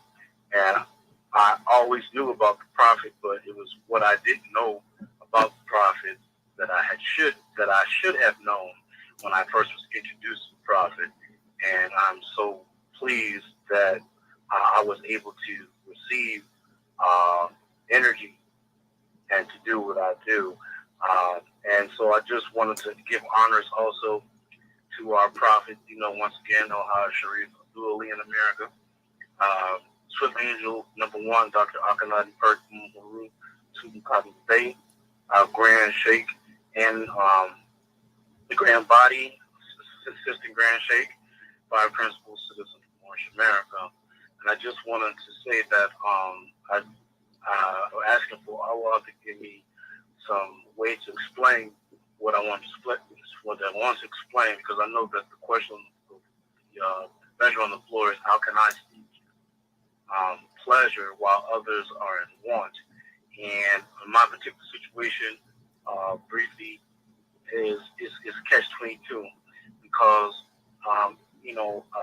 the Swift Angel and the Moorish American government has parented me. Even when I was away, they gave me the energy that I needed and the self-determination and understanding of what Moorish America is. And just like our grand sheikh of Moorish America say, get out of the way because you're gonna get crowned. You're gonna get crowned powder. And that reminds me of these brothers out here with these Escalades, all these people with all this power. You can go to these churches and you're homeless. You can go to these churches. They got all these resources and stuff, but yet they will not come together and proclaim their nationality, form the government, and be a nation of people. So I have always been up under my father. My father passed, my mother's passed, and I've been upon all these people that have access to all this stuff. And I have been homeless for quite some time, and I just know how that feels, to be out in the cold, in the bleak wind, and have no place to go. And so briefly, I found these two ancestors that wrote something down, and just like the prophet wrote down, and I've carried them with me. It's been since 2016, and I'm asking right now for the record, so everyone can hear me, and I'm gonna close out.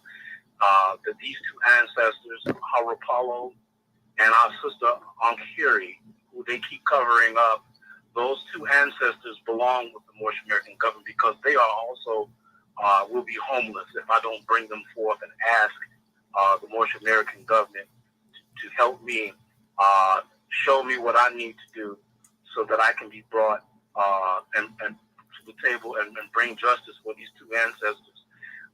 And so I'm going to get out the way. I don't want to get ground to powder, but the prophet and all of that was there during a time where we didn't have a clue what was going on. He showed us what was going on, and he did it. he spoke the language of our slave master and set them down in their own language. And, you know, and I'm still always going to be up under the guidance of our prophet. I would never, no matter how far I get in life, and if I get all the way to the top and I see the Circle 7 Quran, I don't need the Circle 7 Quran now because, I got $1 million. I'm living good now. I don't need those Moors. And I don't need, no, I'm not going to do that because I remember where I was at. So I'm putting it on the record. I'm crying out to the Moorish American government to please, you know, please help these two ancestors that have no place to go because everything they've written down, it fits right into the Moorish American government. My name is Akzam Wu. I'm also in Kashbek Bay, and thank you for your time and Islam, and I'll definitely be calling in to explain more about it. Thank you. Islam, more Peace and love. Islam for your drawing. Peace and love. Yeah, we remember you, Kashbek Bay, over a couple of years being in the government here and now. You know, so we give honors to you, brother. You know, we here to uplift and teach and guide our people. But the greatest gift of philanthropy that we can give ourselves and our people is proclaiming ourselves before the government in which we live. Islam. All right. Islam. Gratitude. Islam, Dr. Gerald Hamid Muhammad Bey. What have you to say, gentlemen? Gratitude, grand man. As always, peace and love. Yes, I am Dr. Gerald Hamid Muhammad Bey of the South Carolina Consulate. And first, let me rise in praise of our Father God Allah, who is the best known arranger of all things, and give highest honors to our prophet, Prophet Noble Drew Ali, who is the last prophet of this new era of time now. He is the seventh manifestation in divine flesh, the seventh angel, Al-Haj Sharif Abdul Ali. I want to give much love, honor, and respect to you, National Assistant, Grand Sheikh of the Moorish American government and its nation, for being steadfast, for leaving your footprints clearly for those of us that have been called for the duty and the responsibility of teaching our people, because we say it takes a Moorish American to teach a Moorish American how to be a Moorish American. Much love and honor to you, grand man, for all that you do for the upliftment of your people as a nation. I give honors to Act 1 of our divine constitution and bylaws. I give honors to our grand national seal, our grand national emblem, and our grand national flag. I give honors to this theocratic government in which we all live and can live. I give honors to Marcus Mosiah Garvey L., who is the forerunner to our beloved prophet, Noble Drew Ali. And I give honors to each and every one on this conference call, StreamYard Live tonight. Welcome, welcome, welcome. And I give honors to everything Moorish. I give honors to those that spoke before me and those that will speak after me.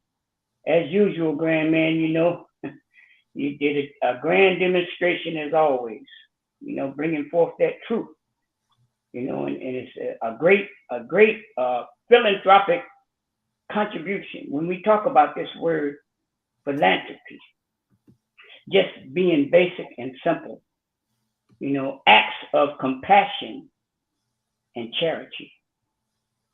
That could be very vast, you know, but when we talk about this ayat, you know, we're basically, in paraphrasing, you know, where it's talking about the compassion, the concern, and the acts of love that we must do in reference to our people that are in need, in want, our people that need guidance. You know, you talked about the struggle, right, of the undefeated. I really love that. I really did. Because, see, on this path, as you talked about, you know, when you're talking about philanthropy, that's something that has to come from the heart. You can't fake true compassion. You can't fake true love. So, as you stated also, we have antagonists, we have opposition, and unfortunately, most of it comes from our own people, but we forgive them and we understand because our prophet has taught us that myself and all of us on this call at one point in time was in that state, in that condition that we call mental slavery, whereby we were not in our right minds. And it was through these divine teachings of guidance and direction that our prophet said he came to teach us how to be ourselves. And now, through these teachings, we are learning how to love instead of hate. This is very, very key. You talked about to be a nation. See, in order to be a nation, one has to have a nationality. In order for that nationality to be legal, we're talking about, in other words, there's two words, legal and lawful. Our National Assistant Grand Mufti always uses documentation beats conversation.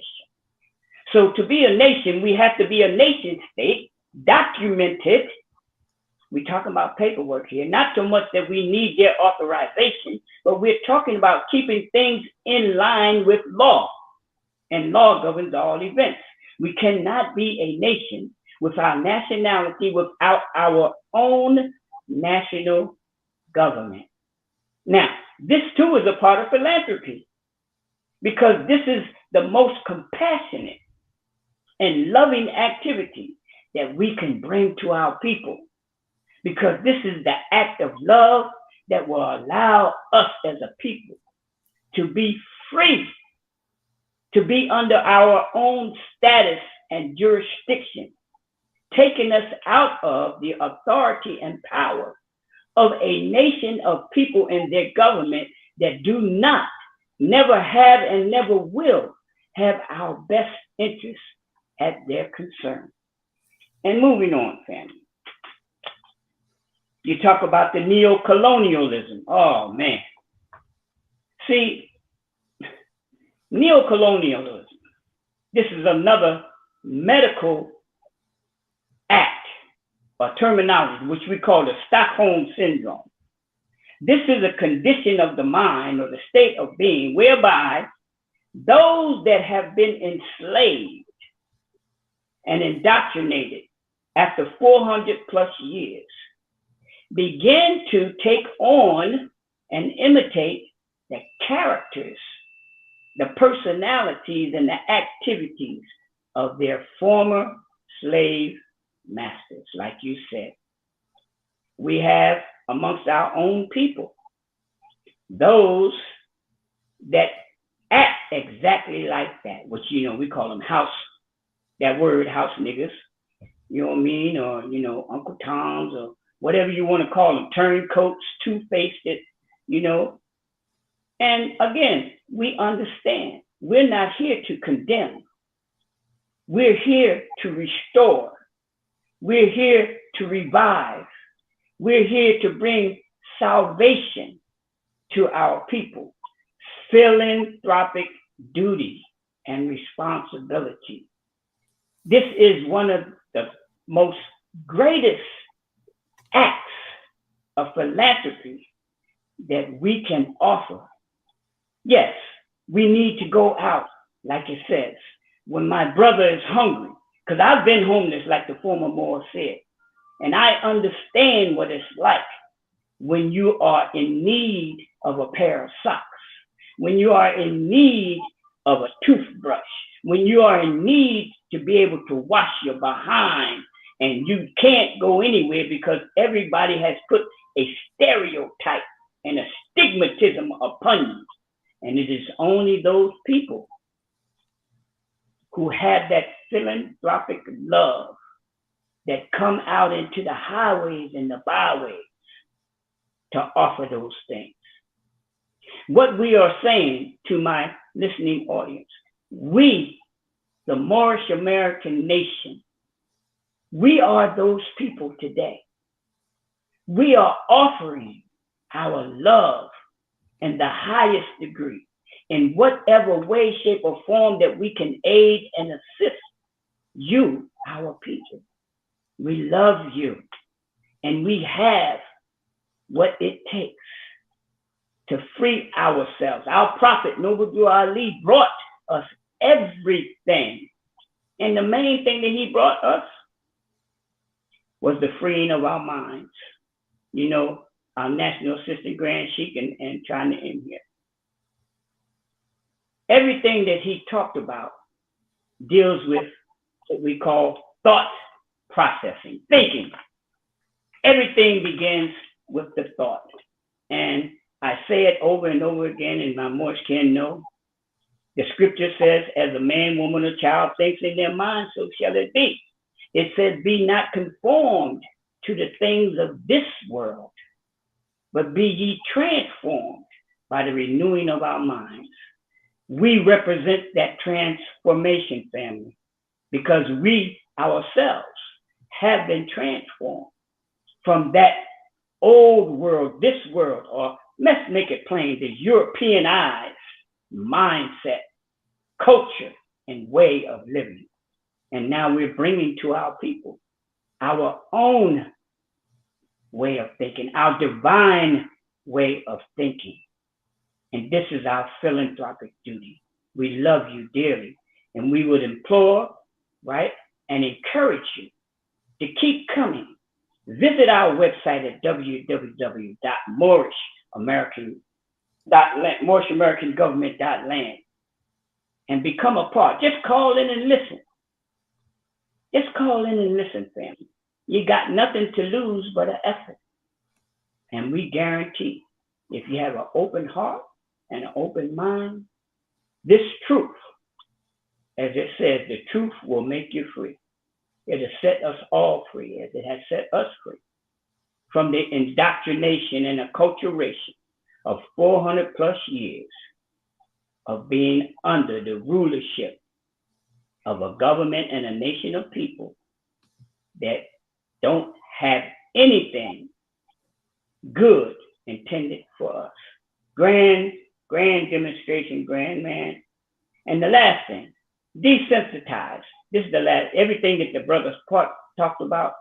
See, in order to be a philanthropist, you have to have compassion. But when you've been desensitized, that means that, you know, now I don't care about my brother that's sleeping in the street. I don't care about my sister that has to sleep with her children in the cold under a bridge in an alleyway in a back street or something. Well, that's on them, you know, and we automatically think that it's because of something derogatory. But I'm here to tell you from experience, nothing could be further from the truth. There are many of our people right now living in the streets due to the fact that they could not maintain themselves under the income that they were receiving, or they became involuntarily displaced. And it's very hard in this society unless you have real hope, because homeless people and people in need, a lot of times they become hopeless. We represent that hope. Islam and gratitude. Thanks for letting me share, Grand Man. Peace and love. In Islam, gratitude, Brother Jerry Hamid Muhammad Bey, we give honors to you, you know, for that special draw, and praise be to Allah, you know, for the love thought, you know what I mean? And I want to show our family something in the breath of that same drawing you just gave. You know, you're right. A lot of our people end up losing hope, and terrible measures are the outcome of that situation. You know, this is what neo-colonialism looked like as opposed to colonialism. One, you see the European has the NBC on a chain. You see, some of our people believe that this don't exist, by the way. You know, our people didn't go into slavery and all type of foolery. Well, I met, you know, one whose father was the world greatest treasure hunter in Florida, Mel Fisher. I met his son, Kane Fisher. Became very good friends with Cain. Cain was the one that told me the man who owned the gold make the rules, because they found a lot of bullion on ships. They found the San Margarita, the Pinta, the Atocha. And he told me about the slave shackles, even baby shackles, that was found in that particular dive, of his father. And his father died looking for the lost city of Atlantis, actually.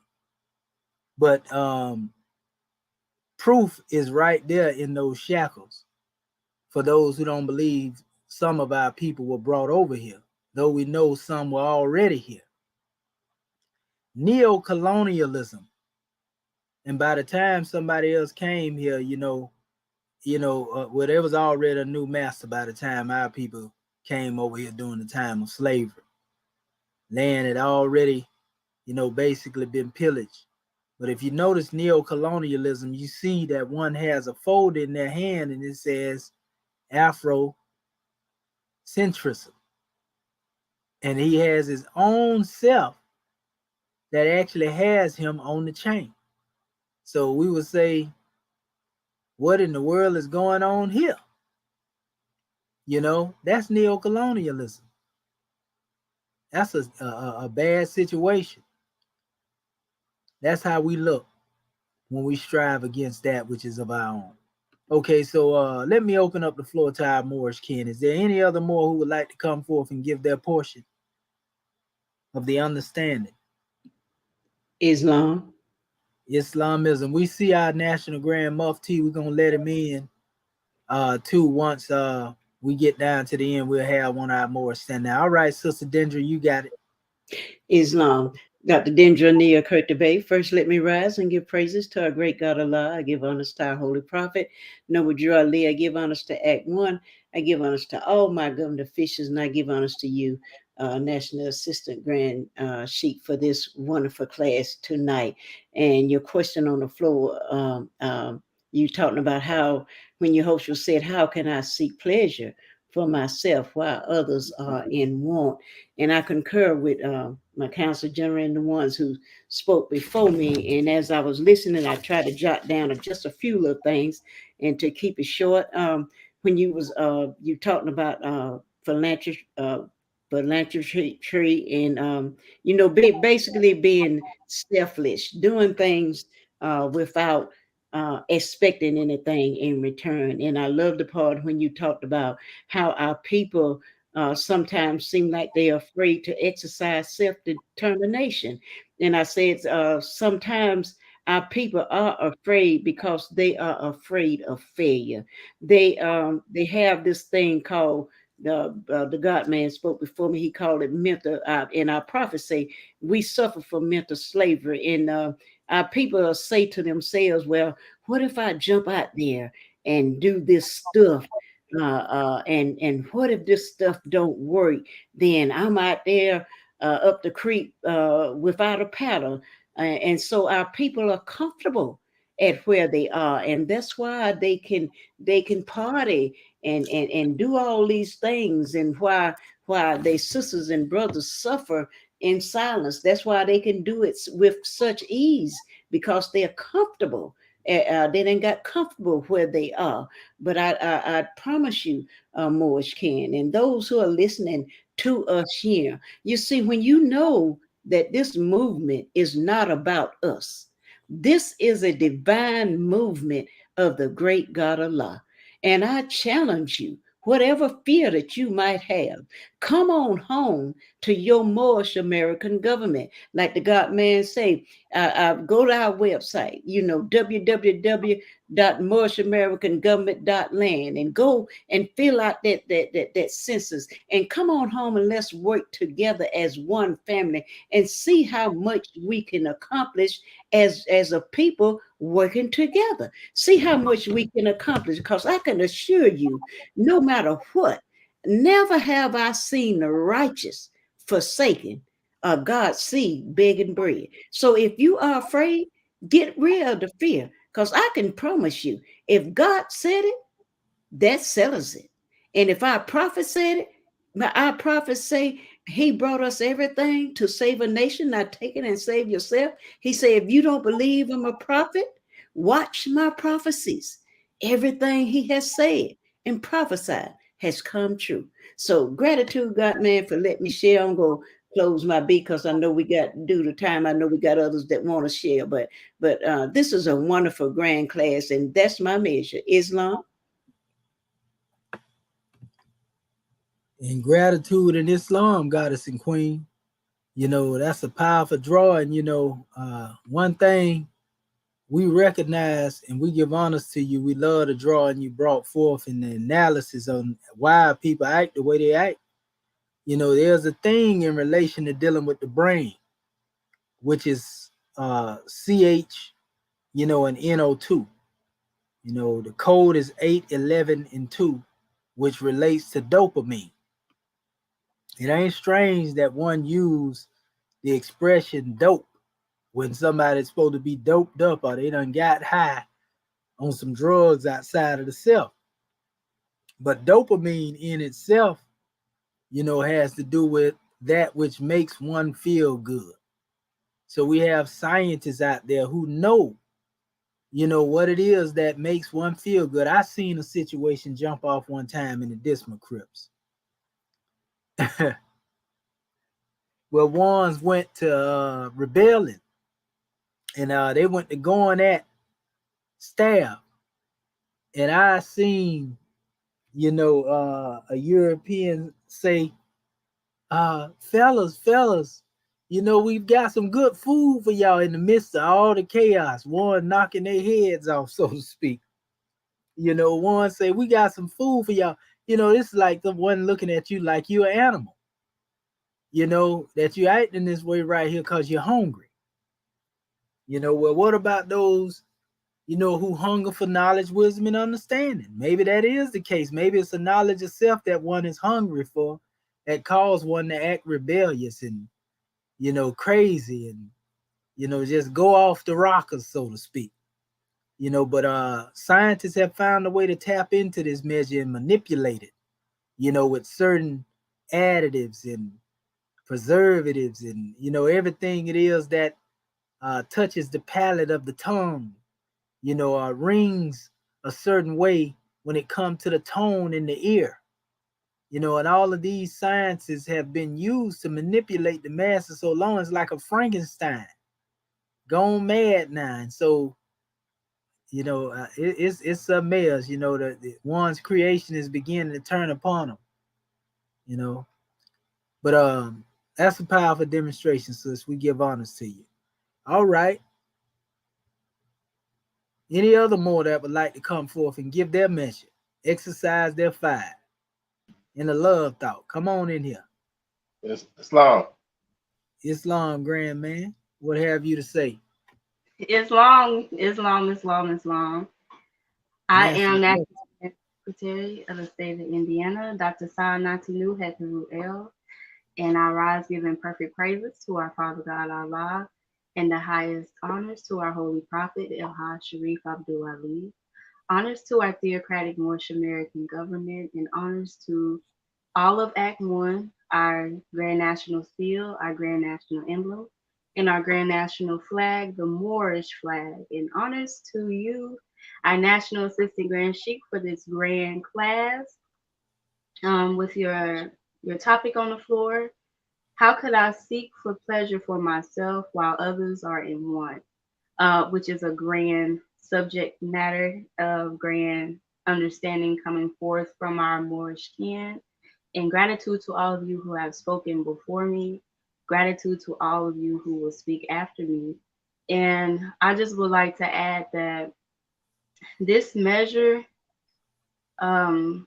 really kind of came forth in my mind as those who are comfortable in their positions as certain leadership roles, and they get complacent. Sometimes we can just sit still and think, okay, yes, we know we are Moorish Americans, so you know all is truly well, but we can't get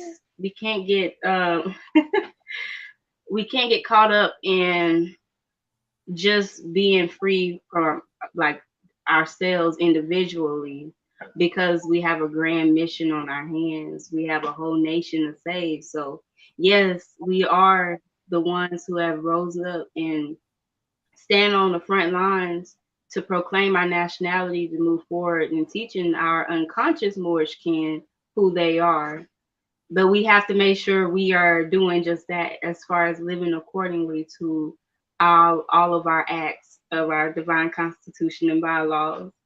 And it's just such a grand class because it just kind of gives us the mindset that there's definitely more work for us to do always. So we can't get caught up in sitting still. We must continue the mission and continue to move forward with the grand knowledge of we have a whole family, a whole nation to raise up and to just be the living example. And in doing so, we are teaching our Moorish kin how to be themselves. We're being that example that they need in order to activate their DNA, their divinity within themselves that the great God has given all of us to do. So gratitude for allowing me to speak, Grand Man. A grand class, and gratitude for all of our Moorish kin. Peace and love. And gratitude for that drawing, Moorish kin. Honors to the tribe. Honors to the young God man on the manifest. Praise be to Allah. Islamism without the schism. Look at me looking around like, man, I ain't worried about nothing. I know I'm good. That's right. That's what I'm talking about, family. Long live Moorish America. Prophet Noble Drew Ali said he came for the young and not yet born. That says a lot. Third and fourth generation, 3 and 4 is 7. Praise be to Allah. All right. So we want to give honors to everything it is that our Moorish kin have brought to the manifest tonight. It's been a powerful demonstration. And we all doctors of divinity here to heal our people. This is indeed a surgical matter, when it comes to teaching our people. So in going to our officials, before we go forth, we want to give honors, as we always give honors to the greats. Honors to everybody who have come forth and spoke, those who wanted to speak and didn't speak. We will most definitely be on here again next week. And we just say gratitude. I got a draw and I want to come forth. I talked to our people about this here, and this is one that growed up in my city, but well known by many. Our beloved brother, Dr. Naeem Akbar. I love the brother measures because he brought forth a lot of drawings and implemented Kemet in his teachings. He has an office. I actually worked on one of his offices at FSU, Florida State University, that he have. Because the brother's still doing his teaching. But he went into the psychology of our people, and he was talking about the mental disorder amongst our people. This is one of our scholars. We give honors to the brother. But listen to what the brother said when he classified, because he was a psychologist. He said in 1991 in his paper called Mental Disorder, right? Among African Americans, Akbar maintains its Afrocentric view of psychology and criticizes the Eurocentric normative definitions of mental illness that were historically used to classify and label numbers of African Americans as mentally ill. Akbar called this abuse intellectual oppression. Wow. And argued that African Americans should create their own definitions of normal and abnormal that made meaningful use of an African worldview and was culturally relevant to the African Americans. Akbar attributed the failure of society to question these white normative traditions to a phenomenon he called democratic sanity, which he paralleled to a majority rule system. Historically, normality was understood as a function of the behaviors of the majority of the people. Thus, when judging African Americans with a reference to the behaviors of the dominant class, any deviations in behavior may be considered insane. Akbar subsequently raises questions about the standards used to judge the sanity of African Americans and maintained that cultural considerations were necessary to adequately assess the mental health of African Americans. In this paper, Akbar identifies 4 categories of mental illness among the African Americans. It says the alien self-disorder, anti-self disorder, and the self-destructive disorders, and 4 organic disorders. According to Akbar, the alien self-disorder is characterized by an individual who rejects their own natural dispositions and thereby acts in detriment to their survival. This individual is materialistic and denies the social realities of their social and political oppression. He/she attempts to live in a dream world without acknowledging racism and thus lives in conflict with their true identity. Such an afflicted individual often tries to live as though he/she were a member of the dominant class. He/she seeks to join the exclusive clubs and live in exclusive neighborhoods. As a result, this individual ultimately belongs to neither the dominant European American nor oppressed African American groups and thus commits himself to a life of identity confusion and ultimately loneliness. The anti-self disorder is similar to the alien self disorder but goes a step further and actively holds negative impressions, views of his group. Individuals, this is something that we've seen in our brother Kanye. Individuals with this disorder represent the true colonized mentality, meaning they so desire to be a part of the dominant group that they take on the very views and dispositions to the detriment of the individual's group origin. According to Akbar, the danger of this disorder is that individuals feel comfortable with their alien identification and are thus unlikely to seek help. Akbar relates that the anti-self disorder is worse than the alien self disorder because the individual with the anti-self disorder is more out of contact with reality and thus more disturbed. According to Akbar, victims of self-destructive disorders are the most direct victims of oppression because oppression is unnatural and inhuman and thus drives the oppressed away from reality. Those with self-destructive disorders try to survive in a hostile environment that oppression creates, but ultimately fail and become self-defeating. These individuals have failed to survive and grow within the society which systematically oppress them and resorts to self-depreciating tactics like doing drugs or becoming a prostitute. Akbar believes that black-on-black crime is a result of self-destructive disorders and posits that alcoholics and druggists resort to a world of chemical fantasies instead of dealing with their own realities. And last but not least, organic disorders derive from physiological and neurological or biochemical failures. Individuals belonging to this group of disorders are severely mentally defective and overlap greatly with disorders traditionally recognized as schizophrenia. Although traditionally viewed as a physical condition, Akbar posits that organic disorders may stem in part from a disordered, and defective environment. According to Akbar, the oppressive system remains the essential cause of mental disorder within the African American community. Akbar relates that the trend towards charging all types of mental illness as organic in nature is merely an effort to downplay the influence of society on mental stability.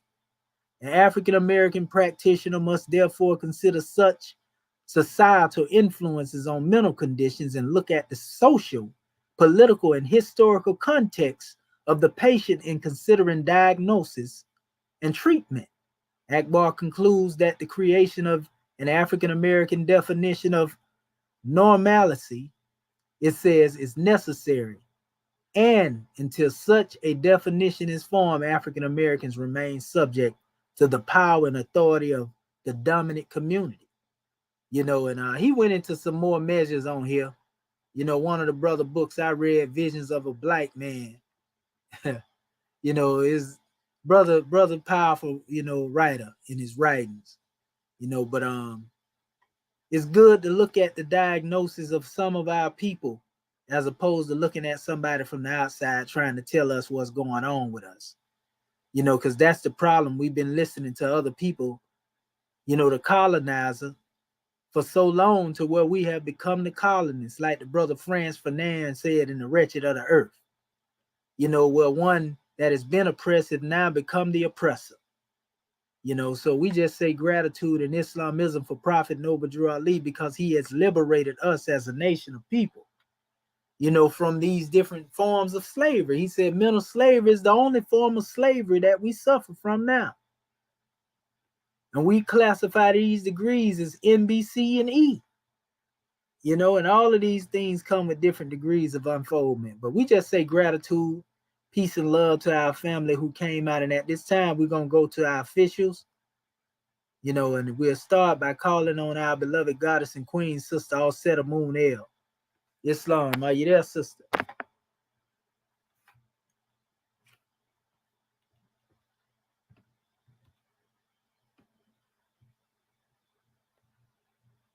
Well, Islamism, we know our sister is about the business of our Father God Allah. Okay, gratitude. Well, let us call forth our National Grand Mufti, Dr. Khonshu Mark Herube. Islam, you there, Grand Man?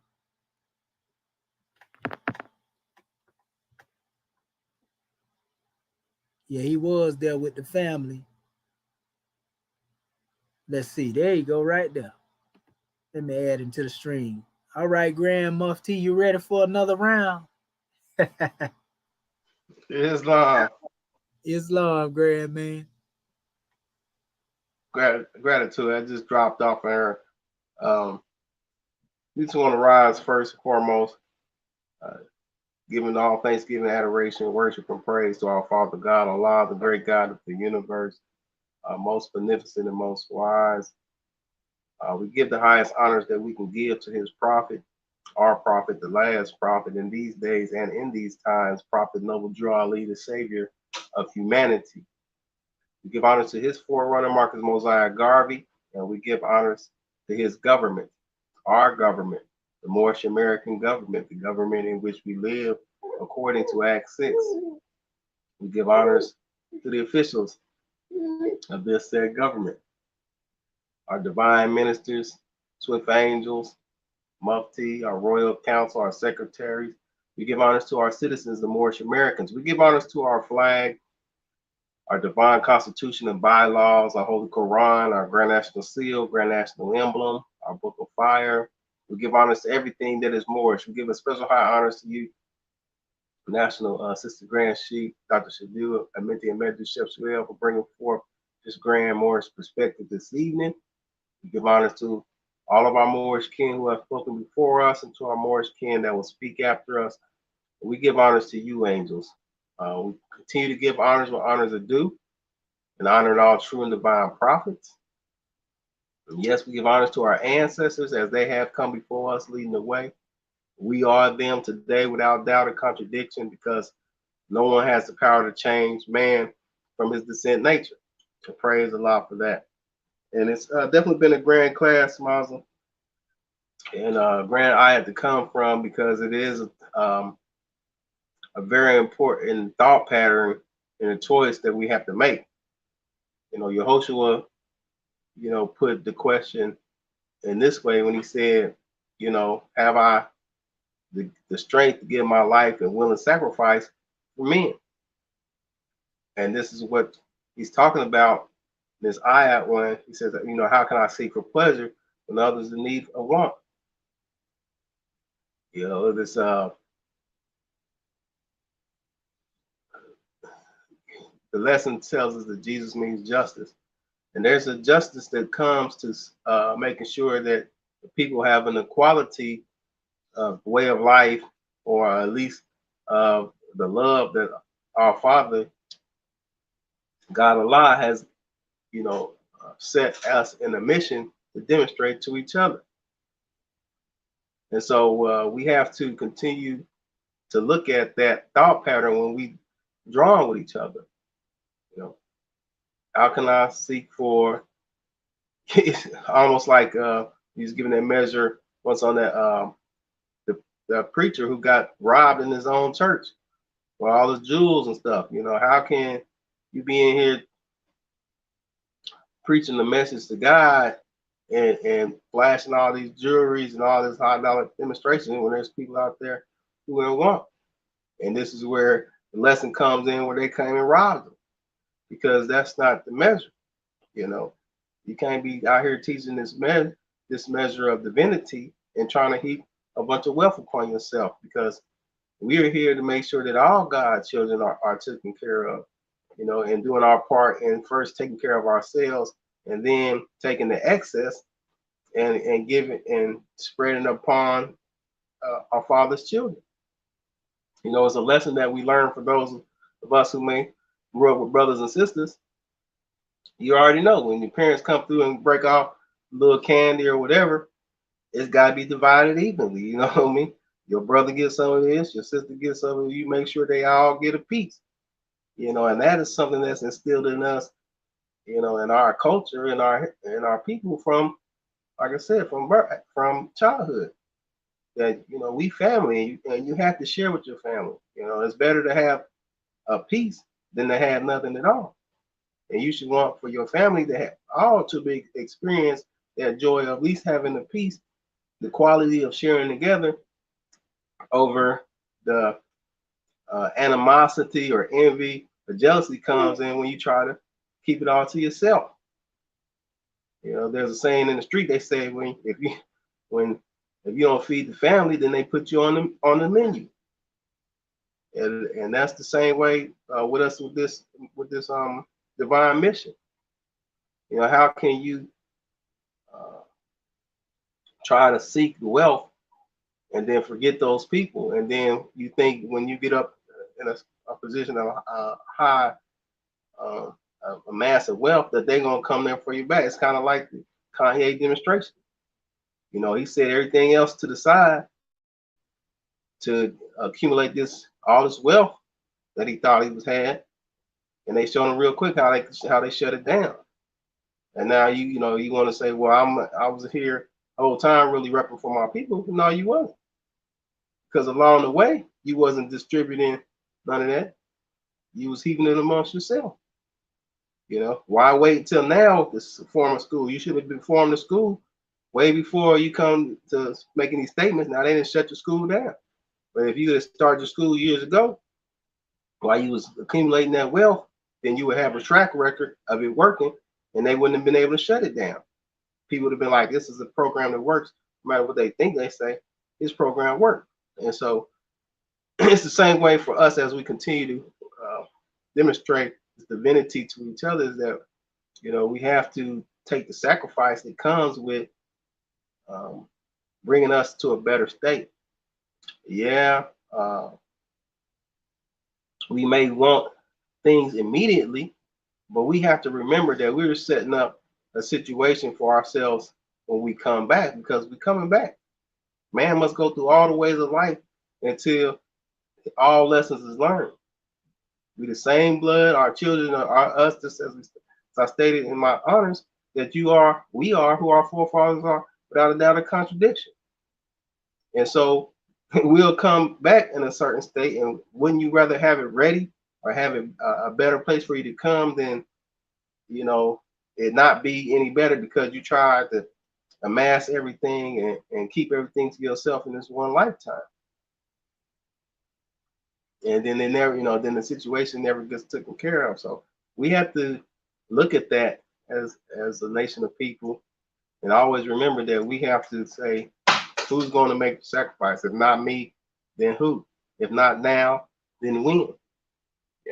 When is playtime over with?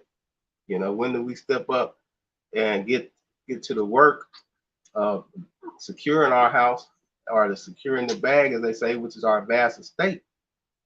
You know, our heritage, our free national name, our land that comes along with that, and the government and laws and traditions that also come along with that understanding, as has been declared by all nations, or at least 180 nations plus, with the Universal Declaration of Human Rights, and also the rights to indigenous people.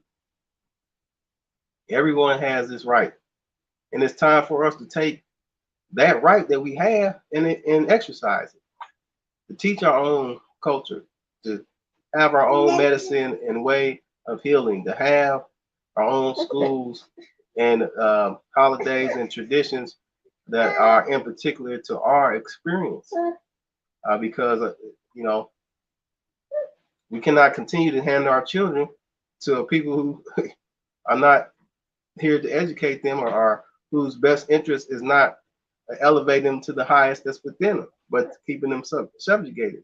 So we have to look to looking at, okay, well, I can have it all now, or try to have it all now, and lose out of what, you know, I could have built in the end for generations to come. You know, we have to some way look at finding a way to be unified in that thought pattern, just as other nations, every other nation does when it's time to bring their nation back to the forefront. Collectivize, you know what I mean? We know with bulk, everything is cheaper when you work with bulk. So the unity brings about even a blessing in a sense of the resources that we're able to share with each other.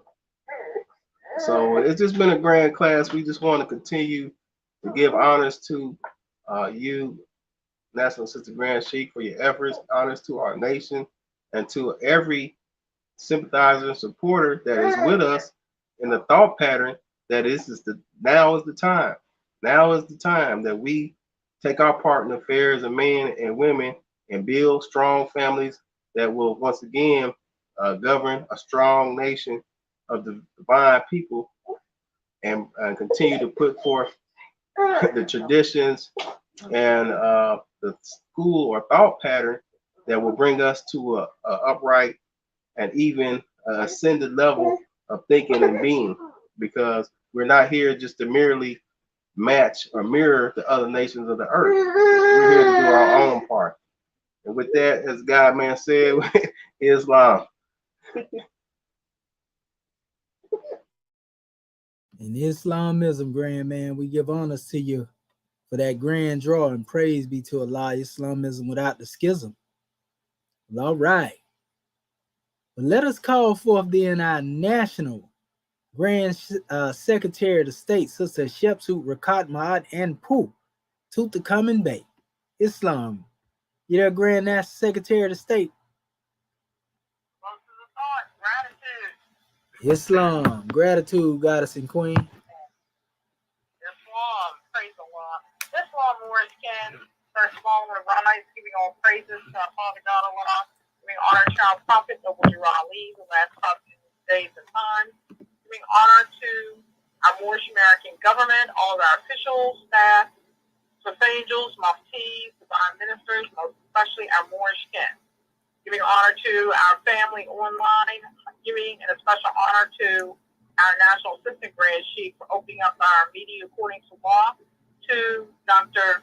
Sayanakimu Hetulu L, National Grand Secretary, Indiana, for taking registration and reading our subject chapter for the week, giving a special honor to our host instructor, our National Assistant Grand Sheik of Moorish America, Dr. Shedo Amenti El Mohemed Chepsuel, for a brand Moorish Perspectives class this evening, giving a special honor to Act 1 and all of our family online. Our subject matter, how could I seek for pleasure for myself while others are in want? How can I think that while the children cry for bread, while those in haunts of sin call out for sympathy and love, that I can fill myself to full with the good things of life? This is a powerful demonstration. Again, much gratitude to all of my Moorish kin that brought forth their measure, and also to you, Dr. Shahid.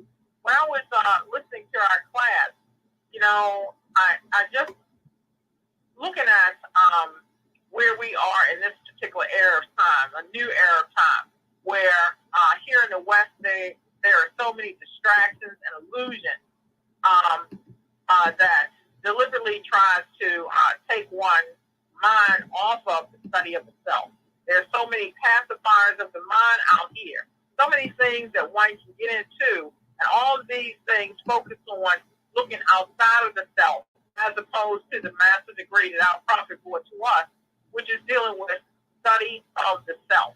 And, in this special chapter where we see that the focus was on that eat, drink, and be merry mindset, or, party time, or what have you, dealing with how I can get pleasure for myself. But when it comes down to universal law and the divine mission that we have at hand, we have to look at it as far as what is the mission that I have at hand. Why am I here? What is my particular purpose? And we know it's more than a mentality of what's in it for me, later for you kind of demonstration, because this is not the culture or the nature of our special people. We also look at it from the aspect of we saw where those that were in need, and we see this in this era of time as far as verbal abuse, physical abuse, all kinds of insults, thinking that you can say and do anything and take these kind of abuses for pleasure. You've not seen where people let me just push this one into the railroad tracks, just because I can. Mentality, somebody touched my tennis, so let me take them off the count. This is not our special culture. We've got to get away from that mindset of, in essence, hatred. It's a form of hatred. Our prophet brings to us the 5 highest principles known to man, which are love, truth, peace, freedom, and justice. And we're speaking about that love divine. So the question then becomes, because this is a test that each and every one of us go through, we get tested daily. But in essence, what is the lesson to be learned when we come through the various crises or calamities of the human state, things of that nature? What is the lesson that I'm supposed to be learning in addition to why am I here? So we take what the prophets have gone through and pass these lessons down to make it applicable in our lives. So the question then becomes, how can I aid and assist my fellow man? And that starts with the thought pattern, learning how to love instead of hate. And it doesn't take anything to be kind, to be considerate, to be compassionate. It doesn't cost anything, and this is how we begin spreading that love divine, being of aid and assistance to our people.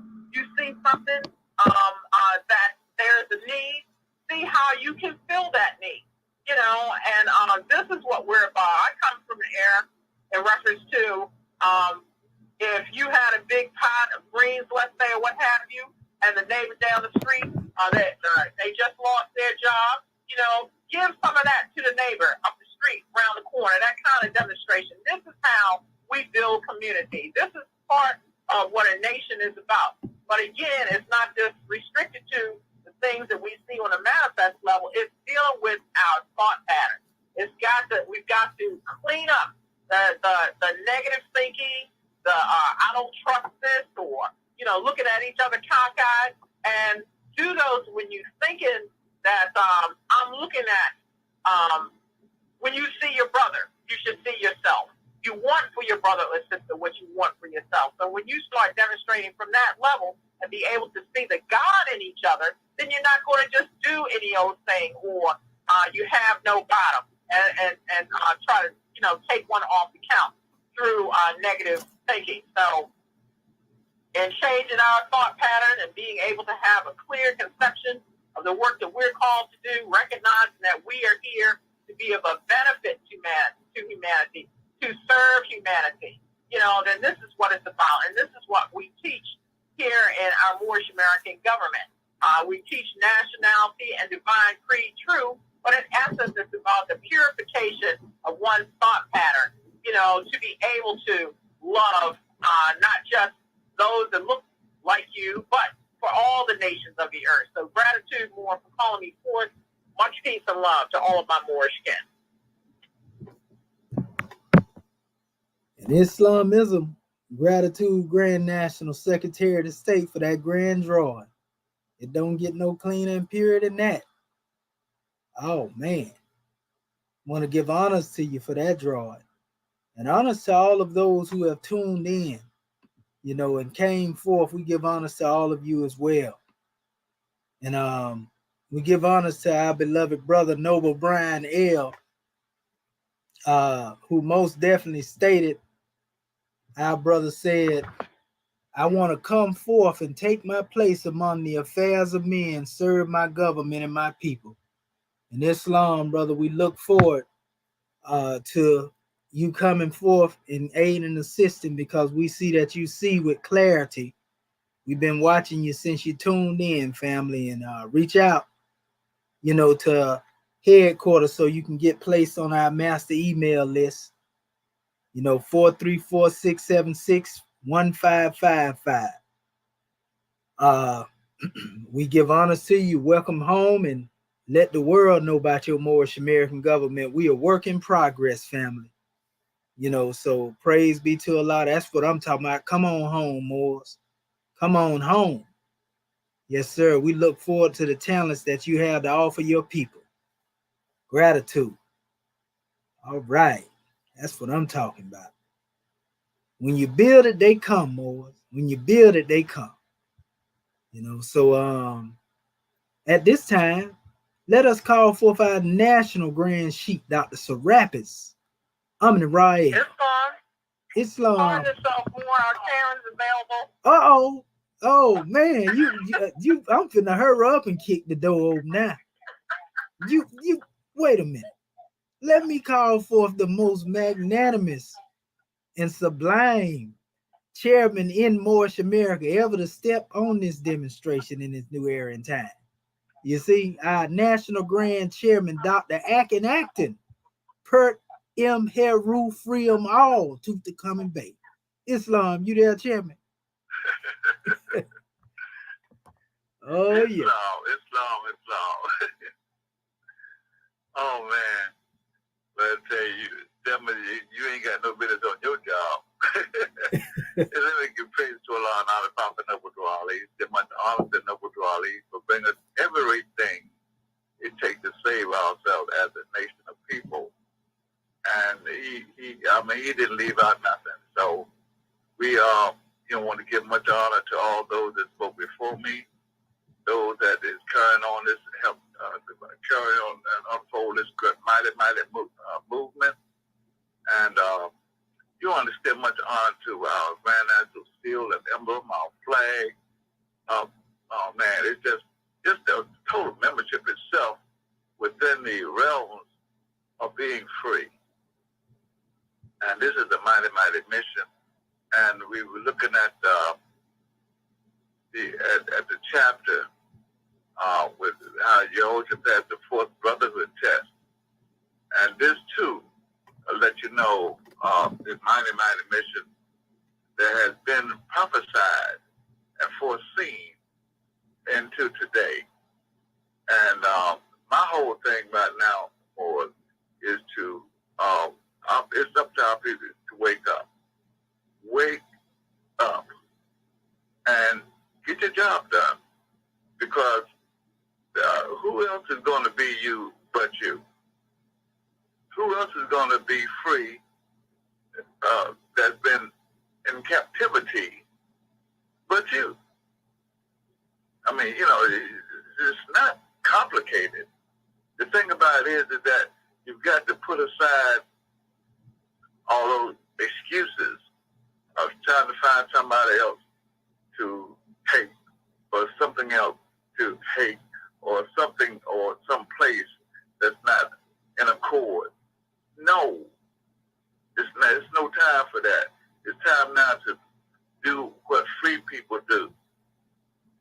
In order to do that, you've got to think free. That's why when you look at chapter 30 in our book, it lets you know about the fourth brotherhood test.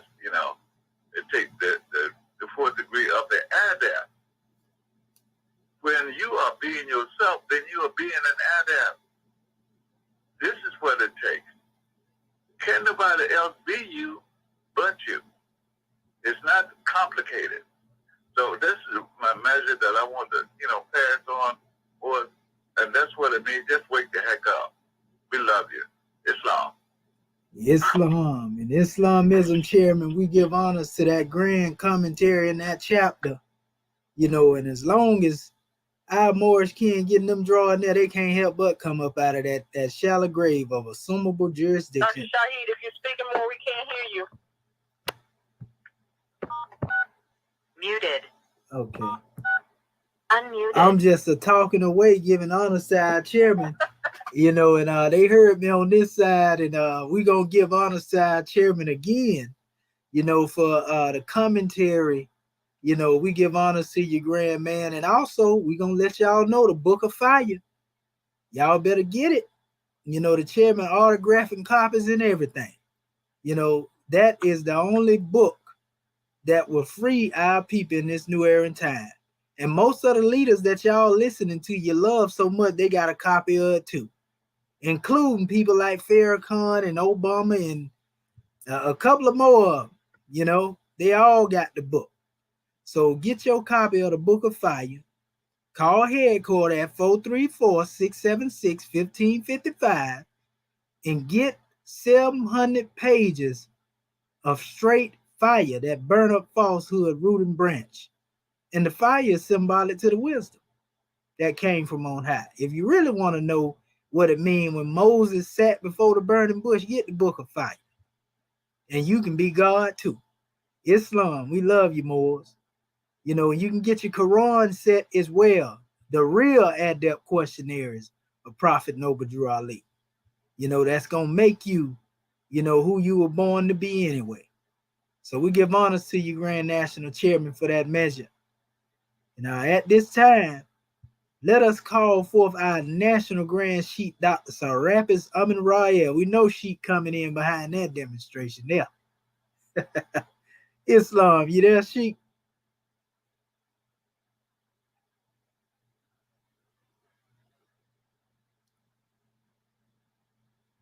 Give him a second, Moorish kin. We know how these apparatuses go to acting. Rome ain't built nothing to last.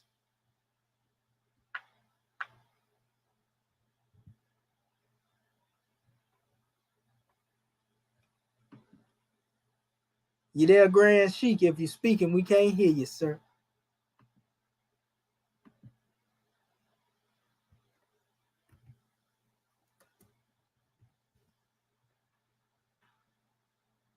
Try it again, Sheik, if you're trying to get in here.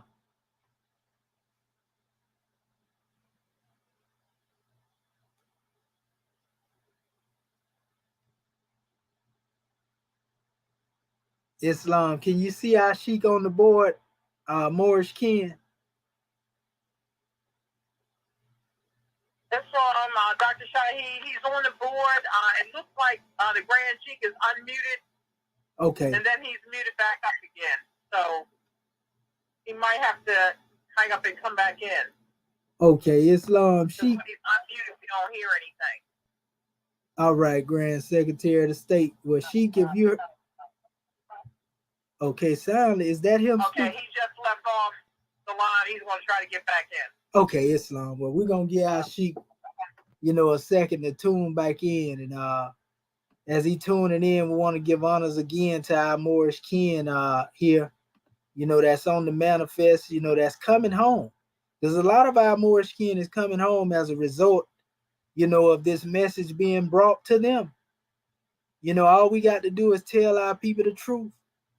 We giving it to them, where it is.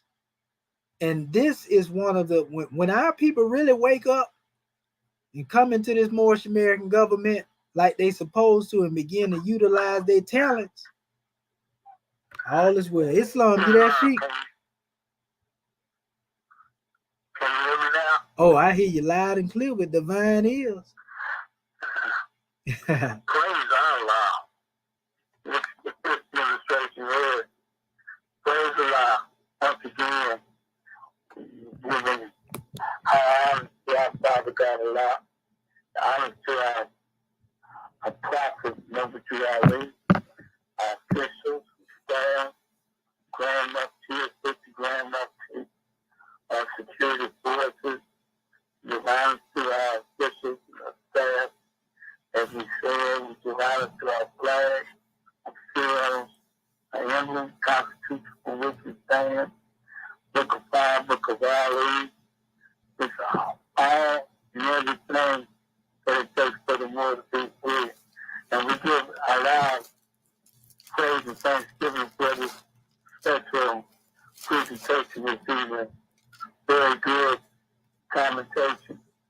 And our people that are in look for the prophet, glad that you came through and got it going. We pray that you will have lifted whatever your situation may be and may be able to come and aid and assist that prophet in the work that he's got to do with us. Make sure that we all are free. We give honor to you. And I ask you to accept the grand seat for my race this effective occasion. And to our chairman, that's one man, has one swift angel, number one, first alive for you. We just got to give a lot of praise to never give them enough praises for at least waking us up. If you don't have nothing else to praise for, you know, give us another occasion to bear witness to his love, to bear witness to his grace, to bear witness to his wisdom, and he has instilled in all of us, and the fact that we are brothers and sisters under the covenant of love, truth, and justice, and how we move with the collective force, the energy of being love, manifest, and to reach out to our brothers and sisters that are still out there in Asia, looking, trying to find their way home, and nothing will be left out there. And prophets said, let them all come home. And it's the 34th generation to see the good of my work. And we bear witness to the good of the prophet's work being performed daily, nightly, here 7 days a week, right here at your headquarters, your Moorish American headquarters, the Moorish American nation, the Moorish American government, function and operate 7 days a week. And we praise Allah for the attendance of our guests. We pray that you come back to aid and assist the brothers and sisters along the way. Praise Allah for this great and lawful day. Islam, January 15, 1929, a warning from the prophet to yet in every meeting. Abraham from all six and the being all radical, agitating speech, whether they in the streets or on the street. We are for peace and not destruction. Not plastic because the Europeans, because it's confusing. We are on your cause for your salvation. Those who obey these orders for severe consequences. We have to learn truth, speak, freedom, and justice. And when these principles are violated, justice then will take its course. Every citizen and group of Islam. I hear you over the top. That's a correction.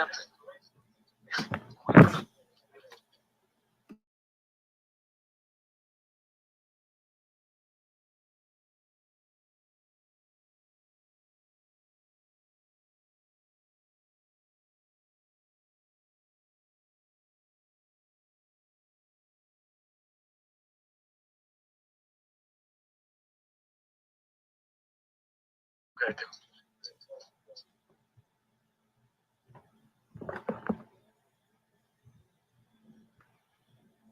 from the simple ways. But I had to stop and number 2 Ali, the divine warning is the supreme laws now, and we're being enforced by the same government hereby. Islam, Islam, Islam. the Holy Covenant of the Asiatic nation. You know the children of West Father decided for by his cares, best of one another, has given you son. The bond of affection, therefore unite thee with thy brothers. Their peace and happiness may dwell in thy Father's house. And when you separate in the world, remember the relation that binds you, the love and unity, and the third out of stranger before thy own blood. Thy brothers in the adversity of sisters. If thy sisters in trouble, forsake her not. So seven fortunes of our Father contribute to the support of this whole race, and his care be continued to you all in your love to each other. Islam, Islam, Islam. This means a victory close according to Act 2 of our divine constitution and love, truth, peace, freedom, and justice. Go in peace, more tomorrow's Sunday school. We'll see you at that apple. Peace, love, and law. Islam. Great class. That's Assistant Grand Chief. Great Yes, class. sir. Praise be to Allah. Islam, we love you, Moors. Love you too. Long live Moorish America. Love you more. Welcome home to our new Moors. Islam. All right. Peace and love. Peace and love. So, All right now, Moors. We're going to see our Moorish kin at the next hour and just say gratitude and let our Moorish kin unfold. So, peace and love, Moors. Islamism without the schism. And we love you for your uplifting acts. Gratitude.